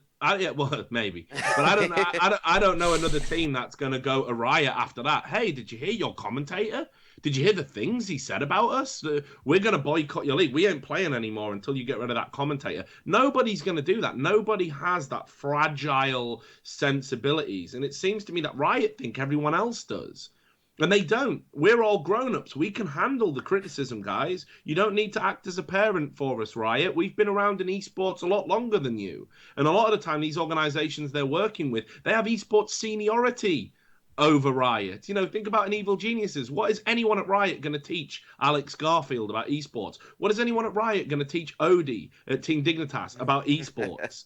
They should be fucking asking them for advice and listening to everything they say. This is a young startup company that, for me, hasn't really grasped what esports is about. They've done some things incredibly well. They've helped elevate the standard of the broadcasting experience. They've brought a new level of professionalism in terms of money and pay and salary and viability. They've brought lots of attention, and that's great. But you then can't mollycoddle everyone and treat them all like precious little children. You can't do it. It makes no sense to do it this way. So Exactly. I'm hoping that Riot actually start to realize that you don't need to protect the players from criticism. In fact, to do so is disingenuous because they're going to have to wake up to the fact that they're going to face it. You don't need to protect your partners from criticism if they run a bad event. You know, you don't need to protect your casters. You don't need to protect anybody. All you need to do is just deliver what you've been doing, which is a great broadcasting experience, a great league, a great game, and just let people talk about it in a free and independent and open fashion without trying to control every little bit of language, every little bit of conversation that's expressed about something that pertains to it. It seems absurd. And if Riot did something like that, I bet you would have a lot less of the pro players, going off and going to their Twitter, social media saying, oh, X interviewer, X reporter, X this, X that has said something bad about me because they don't know how to handle it. I feel like Riot is just breeding like their players to act like children. It feels like they feel like it's like, oh, they said something bad. Let's go to the parents' riot. Cry and whine. Go to our social medias. Get our fans. To bash Richard. Richard Lewis is such an asshole. Richard Lewis is this. Thorne is this. Scorn is this. You have people that are being run out and just being chastised because they say that, heaven forbid, we live in a society where we're allowed to speak our fucking minds and say, Double Lift said it. There was a video when he was on stream. Somebody had asked him in the chat what he thought about Thorin's 50, 60-minute video or whatever it was about Double Lift's career. And Double Lift talked about why he stopped trash talk. And the phrase he used is, when you've got Riot managers, telling you what you can and can't say, I just decided to stop doing the trash talk. And it was just like, well, if they're that obsessed with the minutiae about who's saying what, you look at an LCS contract, it explicitly forbids you from criticizing Riot, from criticizing Riot's partners and investors, for criticizing the game. Technically, Riot could sanction a player for saying this new patch is shit. And obviously players do this and they never bother enforcing it. But technically, within the grounds of the contract, they could sanction a player for saying this. It's unbelievable. That's some bullshit. Yeah, it's incredible. I mean, I posted the contract up online. People can go and read it. They can read the exact ruling. So, I mean, all things told, Seth, because obviously we need to move on and get another caller. Oh yeah, definitely. No, don't worry about that, dude. I love talking to you. All things told, what do you think? Do you think this is overall is going to be a good thing for the game, that Riot are now controlling all of these streams and fans are going to be treated to the English language of regions that maybe they wouldn't have, and it's all going to be high quality and all singing, all dancing, and actually it's going to showcase some new casting talent, so that's all some good stuff there? Or are you worried that this overall obsession with control that they appear to have is going to be somehow detrimental long term to the future of the game? If you had to pick one, which would you say it was? I don't really have a definitive stance because I want to believe, the part of me that was like old 10-set Riot, old, we're going to have games to decide items against Ionia versus Nox, all this stuff. The old Riot makes me want to believe that, hey, everything's going to be great.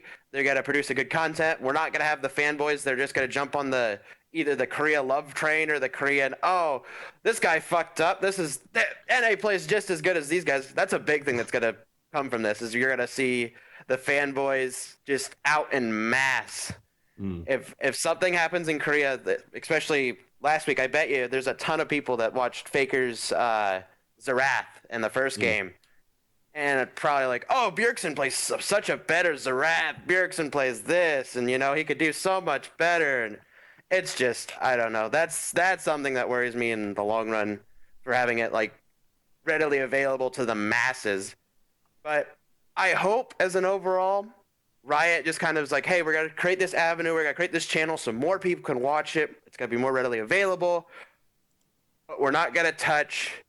I don't know anything. LPL, there's no way there's getting around not touching that because there's so many broken ties with those casters and Riot. There's no way Riot's gonna be like, oh yeah, come under our umbrella. We'll reform you. Well, maybe if they can reform them, they'll bring that little banner out with Kelsey Moser and first scoring, have been reformed, and they're such wonderful human beings. I know, reformed as if it's a fucking tribunal case. Exactly.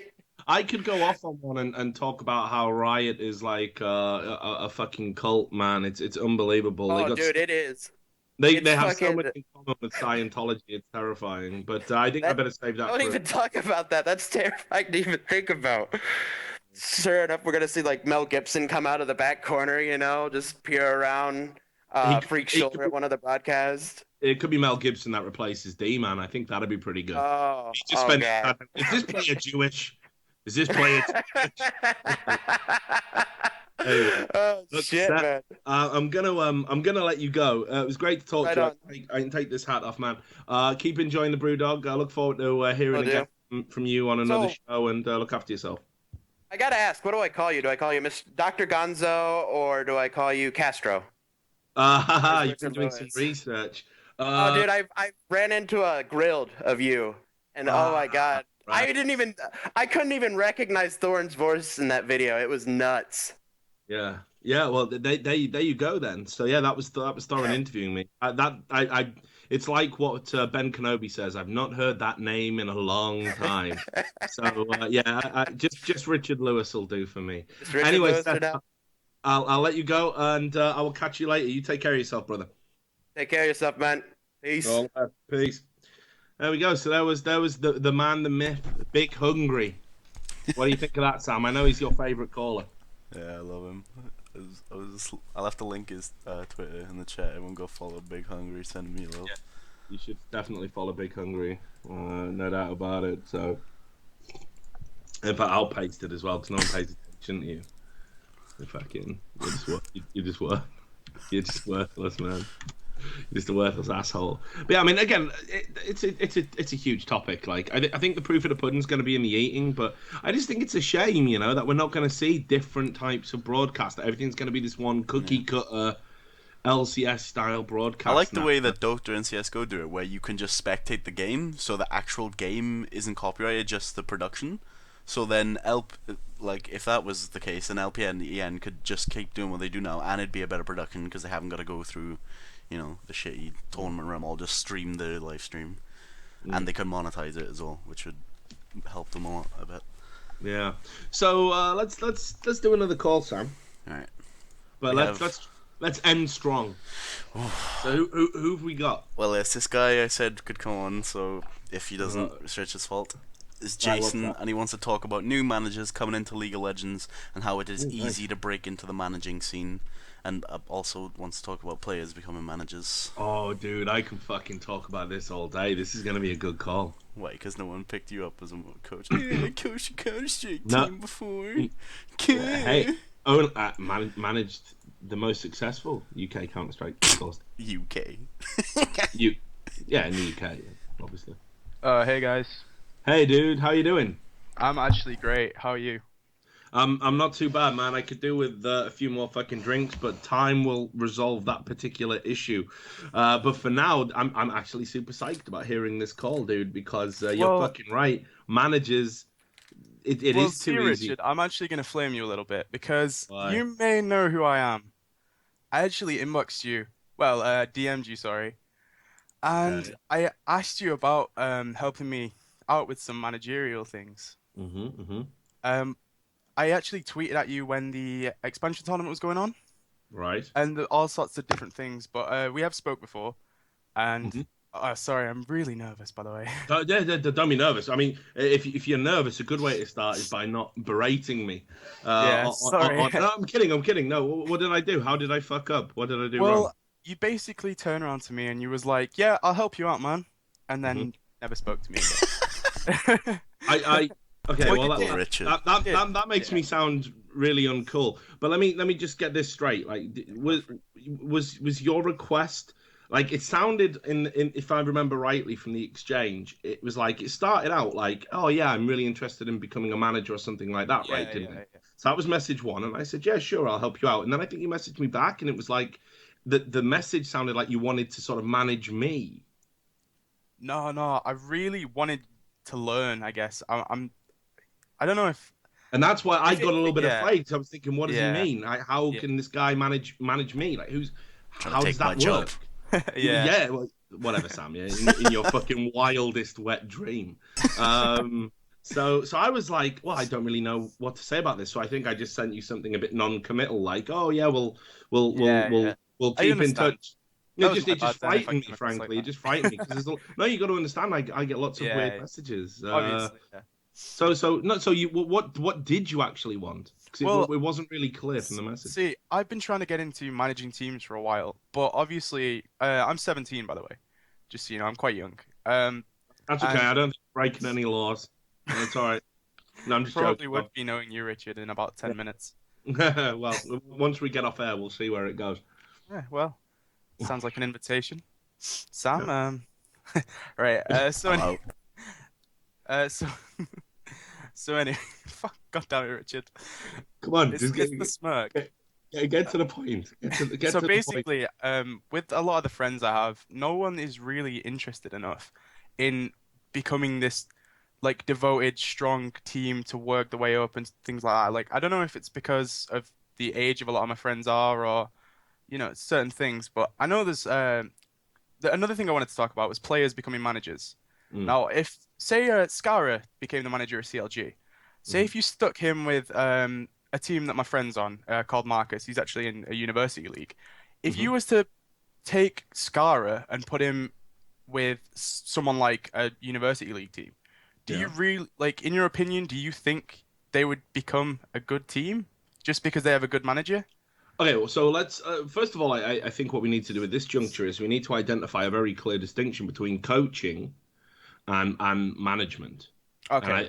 I think we need to recognize that what we're talking Scara for starters isn't Yeah. a manager at CLG. He is a coach. So from let's talk about coaching. Would he take that group of players and turn them into world beaters, and they'd be the next TSM or whatever? Well, they're not world beaters. What the fuck am I talking about? But you get the message. A very Yeah. good team. Would he be able to do that with some collegiate players? Absolutely not. There's a limitation to anyone's powers and abilities.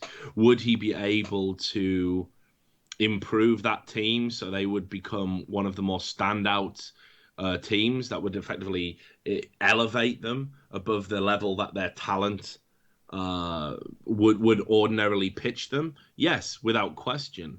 I think the you can take a group of players. It's easier, in fact, to improve players that know nothing, that are actually really bad.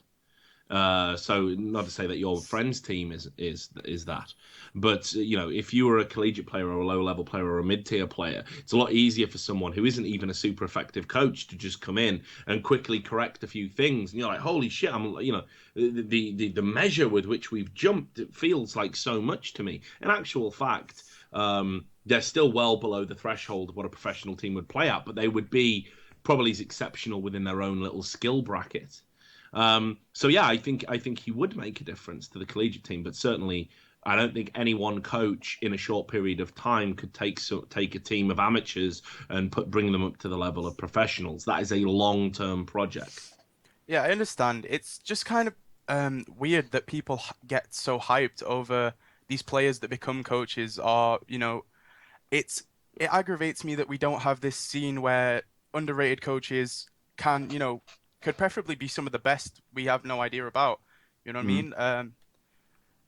Managers is kind of a weird thing because how often do you see a manager come in from out of nowhere that has nothing to do with esports.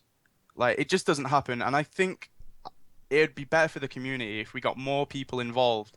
Like, bringing managers, like, if we use the Premier League, they have to, like, the manager's there, Sir Alex Ferguson, he's gone now. He dealt with everything. He made Manchester United probably the best team in the Premier League at one point, at least. And now, if you think about what he had to deal with, analysts, coaches, physios, all that different kind of stuff, how would someone that isn't into league at all and knows nothing about esports deal with that without having a good coach like behind them? Well, okay, so let's again. I'll field that one. I feel quite confident to answer that. I did an interview with a sports psychologist called Robert Yip, very well qualified, very well established. I've talked to a lot of sports psychologists. I even talked to most recently talked to a Dr. Hamilton, who is the sports psychologist for the Jamaican sprinting team, among others, has worked with some Premier League football teams as well. And they all say the same thing, that coaches within esports are actually really inadequate, that a lot of the coaches get picked up because of their reputation as a player.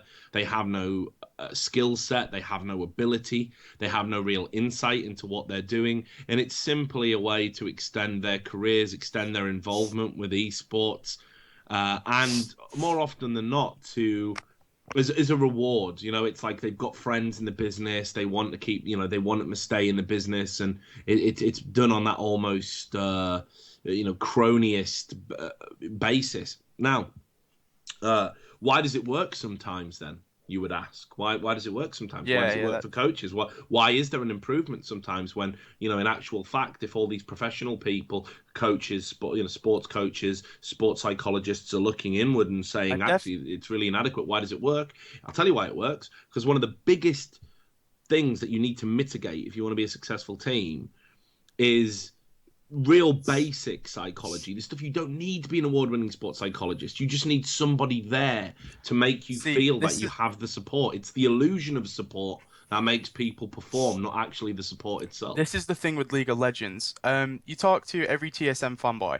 If TSM got rid of their managing staff and brought in nobody, they'd get flamed so much and say, oh, who is this guy? Nobody knows him, and so on and so on. And it's like every person in esports feels as if you can't just have a nobody come in. And I think we need to change that. I think we need to kind of have some kind of insight into, like, we have the Challenger League to pick up players. Why not have something put in place to either develop coaches or develop managerial staff? I think it'd benefit, League of Legends as a whole, really, and make them look as a standout kind of game at the moment. I think that's the best way to explain it. Sorry, I'm a bit stuttery. No, don't worry about it. No need to apologize at all. So here's another thing as well. Now, I've been a manager. I was a manager for years. Yeah, this is why I actually messaged. Now, I found that the issues that I was dealing with were so... It boggled my mind that actually the young adults I was dealing with were more often than not underperforming. And I'm talking about, these were, for their time, I managed some, big names. I managed big teams, big UK esports, stars, whatever the fuck that actually means. Like you can be a star in UK esports. But there was a time in CounterStrike Source when actually UK teams were considered, very, very good, very strong. Birmingham Salvo won the CGS World Championships, for example. I managed a team that was competing against, that caliber of opposition. Now, what I found was, more often than not, what were the reasons for underperforming? Well, first of all, it could be something like they are having problems at home. They're having problems at home, and this was quite a common one. You're talking about a 17, 18-year-old guy. He's living at home. He's going through that development phase where your instincts are telling you to leave. It's time to start living your life, your decisions. Some of these people I managed had really bad relationships with their parents. Sometimes abusive relationships with their parents. Yeah. And it was made all the worse by the fact that they were dedicating their lives to esports, which their parents thought was a complete waste of time. Yeah. And this would exacerbate the abuse and make things bad. So players sometimes get sleepless nights because they got kicked out the house and they were couch surfing. Other times players, actually that I managed used to get beaten, and they would turn up to practice injured, with bruises and this kind of thing. And other times it would be just the emotional turmoil. They couldn't focus on the game because they knew they had to go home.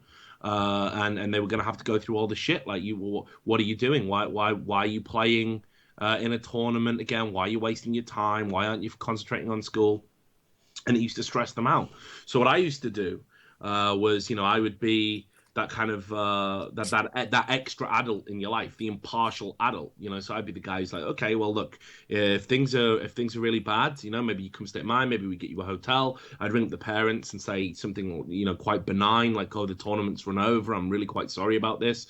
We're all going to book a hotel for the night. You can be assured that he's perfectly safe. Here's my contact number if you feel you need to call me. And ultimately what we would do is we would just get the player out of that environment. Another thing that we would do is just talk. Just talk. This was like the most important job of being a manager, was to actually sit down with players and be like, what's bothering you, and just having somebody that they could express it to, who was able to perhaps adequately give them some advice or give them some conflict resolution strategies, and this kind of thing made a huge difference. Even just being able to vent to someone who was a little bit older made a huge difference. Yeah, that's definitely a huge thing. Do you know what's actually going through my mind right now? I can't remember the name off the top of my head, but there's an LCS player that has bipolar right now. Yeah, Glebe, that's it. Yeah. Imagine if, like, he's not getting the attention. We don't know what goes on behind closed doors. We have no idea if players could have depression, anxiety, all sorts of different things that it could be affecting their gameplay at any possible time. And 90 to 95% of the time, no one ever wants to talk about the issues they have with someone they know. It's that's why people go to seek counseling and things like that. They want to get it out, but they don't know who to speak to. What if, like, having a nobody manager come into a big team like TSM or maybe the new Fnatic might be okay, because nobody, has any idea what's going on. If maybe a new manager could bring in some new ideas and, fix it up a little bit and speak to the players, where a lot of the big organizations clearly don't. You know what I mean? Yeah, well, I've said this to Glebe. So on Glebe's instance, there's actually, there's nobody around him that can really, like, but bipolar is a very specific medical condition. It needs to be treated with the right balance of medication. Anybody who's had any psychological issues will tell you it's a bit of a lottery medication for this. I've had medication for depression, and what they do is they just basically say, we'll prescribe you this. 6 weeks later, tell us how you feel. And sometimes it can make you feel worse. You can be like, yeah, actually, I want to jump off a fucking bridge. Like, I've had enough. And they'll go, okay, well, we think what we need to do is increase the dosage. And they increase it and they say, come back in 6 weeks. There's this balance because you're dealing with brain chemistry. Everyone's brain chemistry is different. And all of these pills sometimes the medication can interfere with each other as well as your own latent brain chemistry. So it's got to be dealt with medically, and only you involved in a program, of being aware and managing yourself in an adult way, only you can really get yourself to a place where you're capable to deal with anything. For me personally, and I've said this to him, I think the competitive dream for him should be put on the back burner until he's 100% right and his chemistry is balanced and he's feeling better in himself, because it's too serious a problem to risk having it exacerbated by the stress of being a professional competitive gamer. And more importantly, I don't think there's anyone around him, I don't think there's anyone in esports that can offer the level of support, and this isn't saying, oh, if Richard Lewis was there he could do it. I'm saying I couldn't do it. You can't offer the level of support for somebody that's going through something like bipolar as a fucking esports coach or manager. It's so hugely important to get it right. Literally someone's life could be on the line with this, and you've got an absolute responsibility to not just blow smoke up someone's arse and say, yeah, you'll be all right, Glebe. Here, have a glass of water, mate. Have a glass of water. Now we'll go play this super stressful game where our entire future's on the line, yeah? It'll be okay, mate. It'll be okay. It's not going to be okay. Yeah, definitely. So I think that's a huge problem. Just getting back to what you were talking about as well, because we went off on the Glebe tangent. Yeah, sorry. No need to apologize. The other thing that I spent a lot of time as a manager, what I often would do is it would be inter-team conflicts because, again, this is making a broad generalization, but it's a broad generalization I found to be true. A lot of competitive gamers, because they've invested so heavily in the game and have had to dedicate themselves to the game, and actually in the same way that professional footballers, because all they do at school is they do the bare minimum, and then to get the grades they need to be in an academy, and actually they spend all their time playing football. They lack a lot of life skills. So what do you do? What do you do? If you've got no life skills, how do you resolve conflict? You don't know what to do. It just eats you up inside. You get so angry not because you're angry at the person, not because that feeling inside is proportionate to what's being done to you, but actually because you're so frustrated at your own inability to resolve the conflict in a way that will get you to where you want to be. So more often than not, my job was to be a mediator. Between conflicting parties. I would have to sit the captain down and be like, look, this player makes a lot of mistakes. You can't single them out, though. He doesn't respond well to that. That. Every time you criticize him, it puts him on tilt. You need to be more, you need to be more carrot than stick with this individual. Please, you've got to do this for me. I need you to do this for me. So you give them the responsibility. They're doing it for you, And it would just be little things like this, just to keep the equilibrium, the channels of communication in a team, being open they are. And it makes me laugh because when I hear stuff like about CLG, again, one of the elite teams, one of the top North American teams, and there's cliques within the team, and players won't talk to players. I just think someone's got to fix that. Someone's got to come in and stop that happening, because a team needs to be a cohesive unit. Yeah, that's where I think the distinction comes in between a good manager and to be honest, a horrible manager. If you can't look after your players, then what is the point? There's fine, you can do analysis and go over games well and all that kinds of things, but you need to be a people person. You can't, say, oh yeah, my players are great, I'm great friends with them all, and then not go back and speak to them and find out how they're feeling. That should be a number one on the list to do for every manager in the LCS at the moment. An hour a week just to find out what's going on, or maybe more if other players need it. It depresses me to think that I do this with teams that I manage. I'm 17. I'm not anywhere amazing. I'm not a fantastic player at League, but I make sure all my friends, say friends, all the people that I speak to in the team are okay. Everything's going well. Then I'll go over the games. Then that needs to be done later on, and you need to with the CLG thing that you said, it's how can you have all these players that are doing so well end up falling out and hating each other when they're actually trying to build a stronger team. This is the thing with CLG, and again, they're a great example. Actually, the more and more I think about it, the managers have put everything in place. It's like, look, we'll get a coach. Because they're convinced that the problem is about the game. The problem is somehow game related, but in actual fact, it clearly isn't. All evidence points to the contrary. Because when they brought in Monty, and they had all this intensive coaching, the Korean boot camp, it's all a matter of public record now.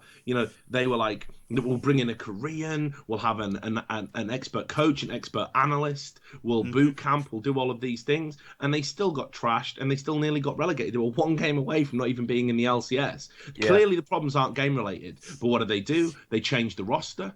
And not on a personality basis. They haven't really worked through any of the old problems that were within the team. Yeah. They bring in a new coach, someone who's going to live in with them, be a head coach, someone's going to be, and they think it's going to work this time, but it isn't, because they're not addressing the fundamental core issues with the blend of personalities that they have in the team. And it wouldn't surprise me if CLG, although I do imagine they'll be slightly improved. And you'd certainly hope so with all the efforts and endeavours they've made. Wouldn't surprise me if CLG went a similar route and had a very similar season to the one they've just had, because no one's dealing with the actual issues within the team. And sometimes it can be a coach, sometimes it can be a manager, but it has to be someone that steps in and does things on a personality basis. Prime example, you brought up Manchester United, for example. Yeah. Alex Ferguson, what he did with all of those players, all of those youth players. And there's lots of reasons to dislike Alex Ferguson. A lot of football fans do. They see him as very authoritative and controlling. But here's why he was successful. It's not even that he was a tactical genius, because he obviously was very astute tactically. But I would put somebody like a Capello or a Mourinho. I would place these people as more tactically adept than Ferguson. But what Ferguson did was he was involved in everything. If you were a youth player at the club, he'd come, he'd meet you, he'd welcome you. He made you have a relationship with him, have a bond with him. And then every time he needed something from you, be it a performance or he needed to drop you so he could play a specific formation that he thought was going to win, he would basically say, look, we've got this bond. You need to trust me. I know what's right. And the players would accept it, and the players would play for him. For example, Nicky Butt said in the Class of '92 documentary, he said whenever Nicky Butt used to get dropped, he'd get told something like, I'm dropping you for a month, but I've got a game for you in 1 month against Burnley that's tailor-made for you, and I need you for that game, so don't get injured and stay fit. And what he was effectively saying was, I'm not going to play you for a month, but because the player had that game to think about in the future, that game in the 1 month, and he'd be saying, don't get injured, stay fit, I need you for that game, the player would be like, fuck yeah, I got to do this for Ferguson. Yeah, he was exactly. he was a disciplinarian, but he was also a father figure. And if you had that bond with him, players would fucking play into the ground. And in fact, another good point, I remember, I think it was Ibrahimovic. Someone can probably find the exact quote, but it was about Mourinho. And I think Ibrahimovic said when he was talking about how he played under Guardiola, he said, I would play for Guardiola, but I would die for Mourinho. That's the difference. And in esports, I don't really see a lot of those bonds. I haven't since the days of like Jason Lake with Complexity, or a manager who's in the trenches with the team, a manager who galvanizes and closes ranks. And I think this is a problem. I think actually a lot of people think management is just your hands off. If there's a problem, you just fix it. And a lot of people don't really have that relationship with the players, or they have too much of a relationship with the players, and it's just an extension of it being a treehouse. And it's a real shame. It definitely needs some work. There's a lot of amateurishness in esports management. Yeah. Something that I did see actually more in when was it Coast beat Fusion to get into the LCS. They had the managers there supporting them. Now, I've never seen a manager ever go on stage in the actual LCS. Like, that might just be me, but wouldn't you want to be more, pushing to be out there with the players? Like, I know they've just brought in this the coaching rule where they can be there for Champ Select. Yeah. Which is it's smart, but I don't really think it's great. Personal opinion.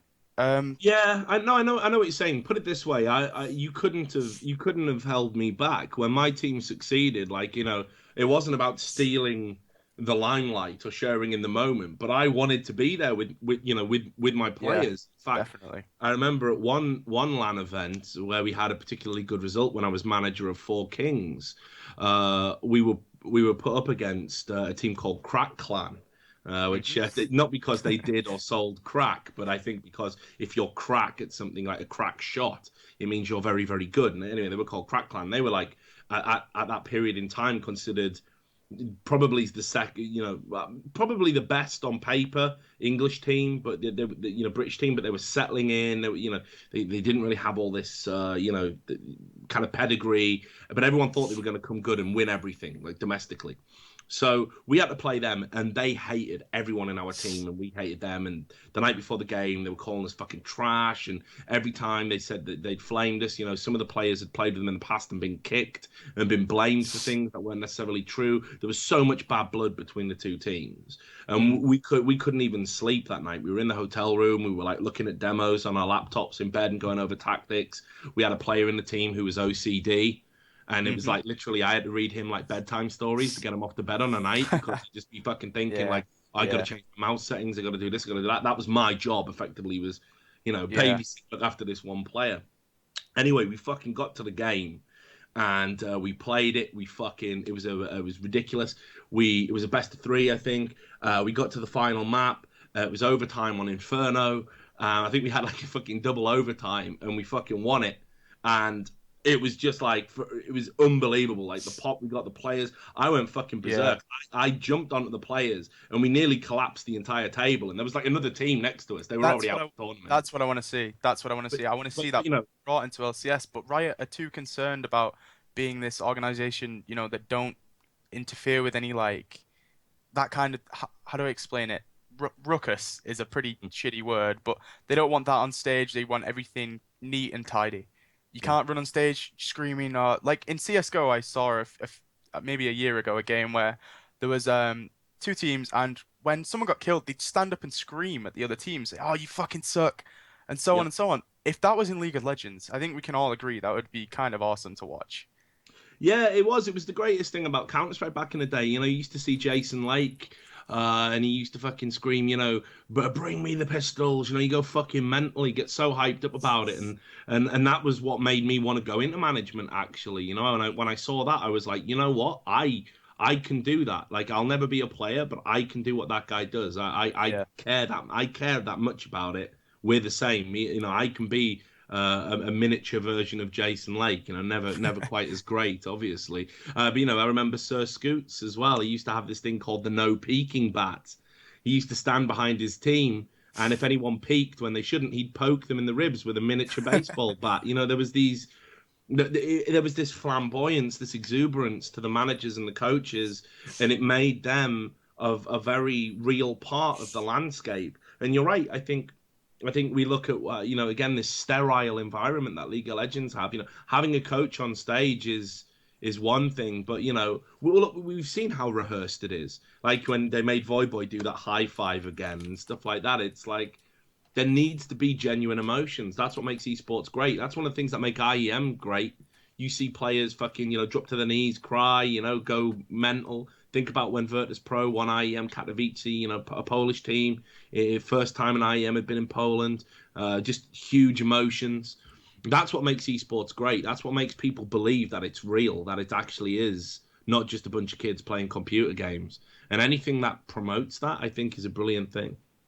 Yeah, dude. I'm gonna say, like, I suck at League. I am not a good player at all. Like, there's people posting my fucking League thing in Twitch chat, and I don't care. Like, people can go and see how bad I suck at League. It's fucking hilarious, actually. But like you were saying, the fact that I care about League so much and care about looking after players and really getting into it. And one of the things I said to Sam as we were coming in here was how, like, I don't understand how Riot could not want new managers to come in, like new people to come on the scene. Every time someone new comes onto the scene, they gain, maybe 10, 20 followers that go off and, each one of them gives them 10, 20 followers. It aggravates me that people like me could never, ever get into the scene. Well, look, dude, I wouldn't worry about that. First thing I would say is, it's like anything. You've just got to do it, man. Just do it. Like, it's the best sporting slogan ever conceived. And just because you suck as a player certainly doesn't mean that you will be lacking the requisite skill sets to be good at other things. Naturally, you're going to have to be prepared that because of your age, people aren't necessarily going to take you seriously when it comes to management or anything. Yeah, in fact, that's one of the unfortunate realities. People associate being good at that particular thing as like you need experience. I think a lot of it's true, but that isn't to say that you would instantly be a bad manager just because of your age. That would be a ridiculously dismissive thing to say. Sorry, go on. I'm not saying I could jump onto fucking replace Scar and CLG and take CLG to Worlds and win Worlds 2015. I'm not saying that. I'm just saying, like, the fact that a nobody. Maybe if I was 25, I've worked with. Say I'd done what you did, worked with strong English esports teams. Didn't you do young kids, teenagers football as well? Yeah, I coached. I've coached football, rugby. Yeah, that kind of thing. If I had that, I still like the amount of managers that are still never going to make it into the league scene, no matter what. And I don't care that I'm 17. What I care about is becoming a good manager. Like, it's kind of a passion for me now. League is what, I come home every day and I think I'm gonna sit here 8 hours, 10 hours till 2, 3 o'clock in the morning, either playing games or coaching my team, coaching the So- people that I enjoy sitting with and explaining things to. And I'll tell you what I'm gonna do. I'll tell you what I'm gonna do for you. Since as I apparently fucked up with my messages and whatnot earlier on, and kind of cruelly strung you along before snubbing you, which I apologize for. It's a misunderstanding. But now that we spoke, and I hope they don't mind me saying this, but Razer, you know Razer, the people that make the peripherals. Oh yeah. One of my colleagues at Razer, who I used to work with a lot in the past, like funnily enough, I wouldn't say I gave him his start. That's a bit arrogant. But he was very, very good, and I was like, look, hey, do you want to work with me as a news writer? And he was so intelligent, had so many skills. It was like the minute that a job in esports cropped up, I'd be like, get this guy, get this guy, get this guy. And it just so happened that his skills carried him to be at Razer, where he's had this upward trajectory. He's incredibly talented and super intelligent, and I couldn't be more happy for him. He's an incredible guy, and he handles a lot of things. But one of the projects he's been working on, I hope this isn't a big reveal and fucks everything up, but that's life. He is putting together a course, a management course, an official esports management course. So if you want to be a manager, you'll sit this course, and you'll get an actual rec certificate. And what Razer are going to try and do is try and encourage teams to recognise this certificate as being valid, and that anyone with this certificate should be taken perhaps more seriously than someone that doesn't have it.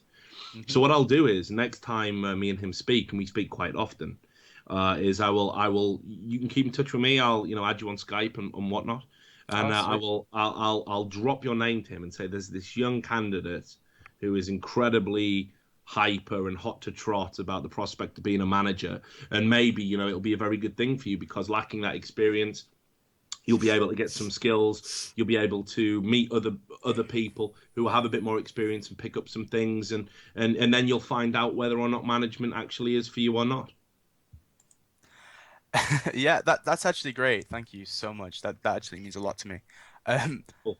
Although it does, someone actually said this in chat. I'm not going to say his name or anything, but he just explained that I'm a 17-year-old that's passionate about esports, Kappa.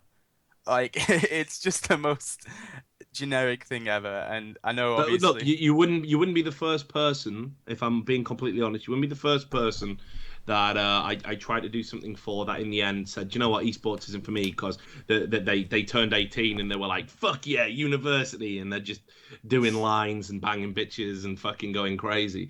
You wouldn't be the first guy that would do that to me. I'm sure you won't be the last, but at the end of the day, all I can do is sow the seeds, and maybe some will sprout. So I'd be more than happy to help you with that. Yeah, so great, whatever you do, make sure you add me on Skype afterwards. I'll give you I'll give you my Skype, and we'll take it from there. But I think we need to wrap up the show, brother. So look, I think we've had a great conversation off the back of that, and although we'll talk again, just for the benefit of the viewers at home, I do wish you all the best on your esports quest. I hope it all works out for you. Mine did, and I started, in my 20s. If anything, the earlier you start, the easier it's going to be. So I'm sure you'll do very well for yourself if you care enough and you grease the right palms. Wink, wink. Yeah, that's great. Thank you so much for letting me come on. Thanks, Hey, Sam, no worries. for speaking and that. No problem. We're going to talk to you. Sorry, go on. Go on, no, you're gone. You were going to say something. I just want to shout out two friends, Marcus and Zach. All right, sweet. No worries. Thanks. You look after yourself, brother. We'll speak again, you too, man. Thanks for tonight. Right. See you. Yeah, anytime. Take care. So there we go, Sam. It turns out I'm not an asshole. Or am I? You never added it on Skype in the end. Fucking wrecked. No, but it's the thing. Like, it is a misunderstanding, because I obviously I get loads of messages, and I always try when someone says, "Hey Richard, can you read this article?" or "Hey Richard, do you want to do an interview?" or "Hey Richard, can you give me some pointers?" or whatever. I plow through them as I try and get through as many as I can, because like ultimately. It would be massively hypocritical if I spent all day on Reddit, like, to everyone who said, this isn't journalism, and then I reply to them and I go, it is journalism, and this is why, and then they go, oh, well, you're not even a real journalist, and then I say, well, actually, I've got a real journalist. If I spent all day doing that, right? If I spent all day doing that, and then a guy messages me, he's like, oh, excuse me, Mr. Richard, sir, can you please help me get to break in esports? And I'm like, yeah, I haven't got time for that. I've got to go argue with this fucking neckbeard about the ethics of journalism. Then I would be a piece of shit. That would be inarguably a piece of shit. So everybody has a responsibility to help, the young generation that's coming through. We all absolutely have that responsibility. So I do try and do it. But the way he worded it in his email made me think that he wanted to manage me. Like he was going to learn management by managing me. And I was like, I just got really frightened because I was like, what does that mean? Like, I was just going to wake up one day and like my mouth would have been glued to your ass and he turned us into the human centipede or something. I didn't know what the fuck was going on. So I just got fucking scared. So I apologize if he's still listening. I apologize. I just got a bit scared because of the wording of the email. But we'll make it up to him. Absolutely. To everyone in chat saying he's too young as well, you have to appreciate that as esports grows, we're gonna have to welcome the next generation of people. Like I'm only 19 basically. I started doing this when I was 16.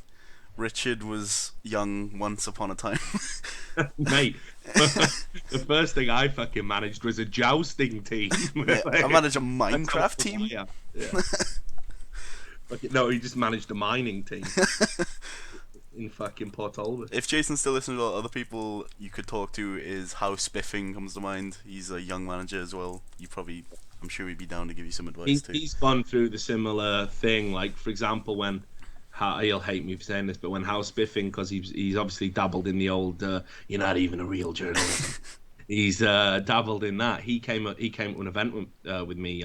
He begged me to get him to All Stars Paris, which I did. And he came to an event with me, and I had to communicate with his parents because I don't think they were too keen on the prospect of him going and sharing a hotel room in gay Paris with. Well, obviously the gay meaning, swell and jolly, gay Paris as it's called, with a man who ostensibly looks like he's in his early 40s. I don't think they were overly happy about that. So I was like on the phone, no, it's totally fine. Look, you can hear him. Look, I'll just take the duct tape off. He's not drugged. Yeah, Josh, tell him you're gonna be fine. we do it like that. But anyway, so definitely talk to Josh Raven. He's been around the block, and anyone who survives an event with me has definitely got the right stuff. Anyway, I think we'll wrap up the show there, and I'll get back to carrying you through the lower echelons of platinum.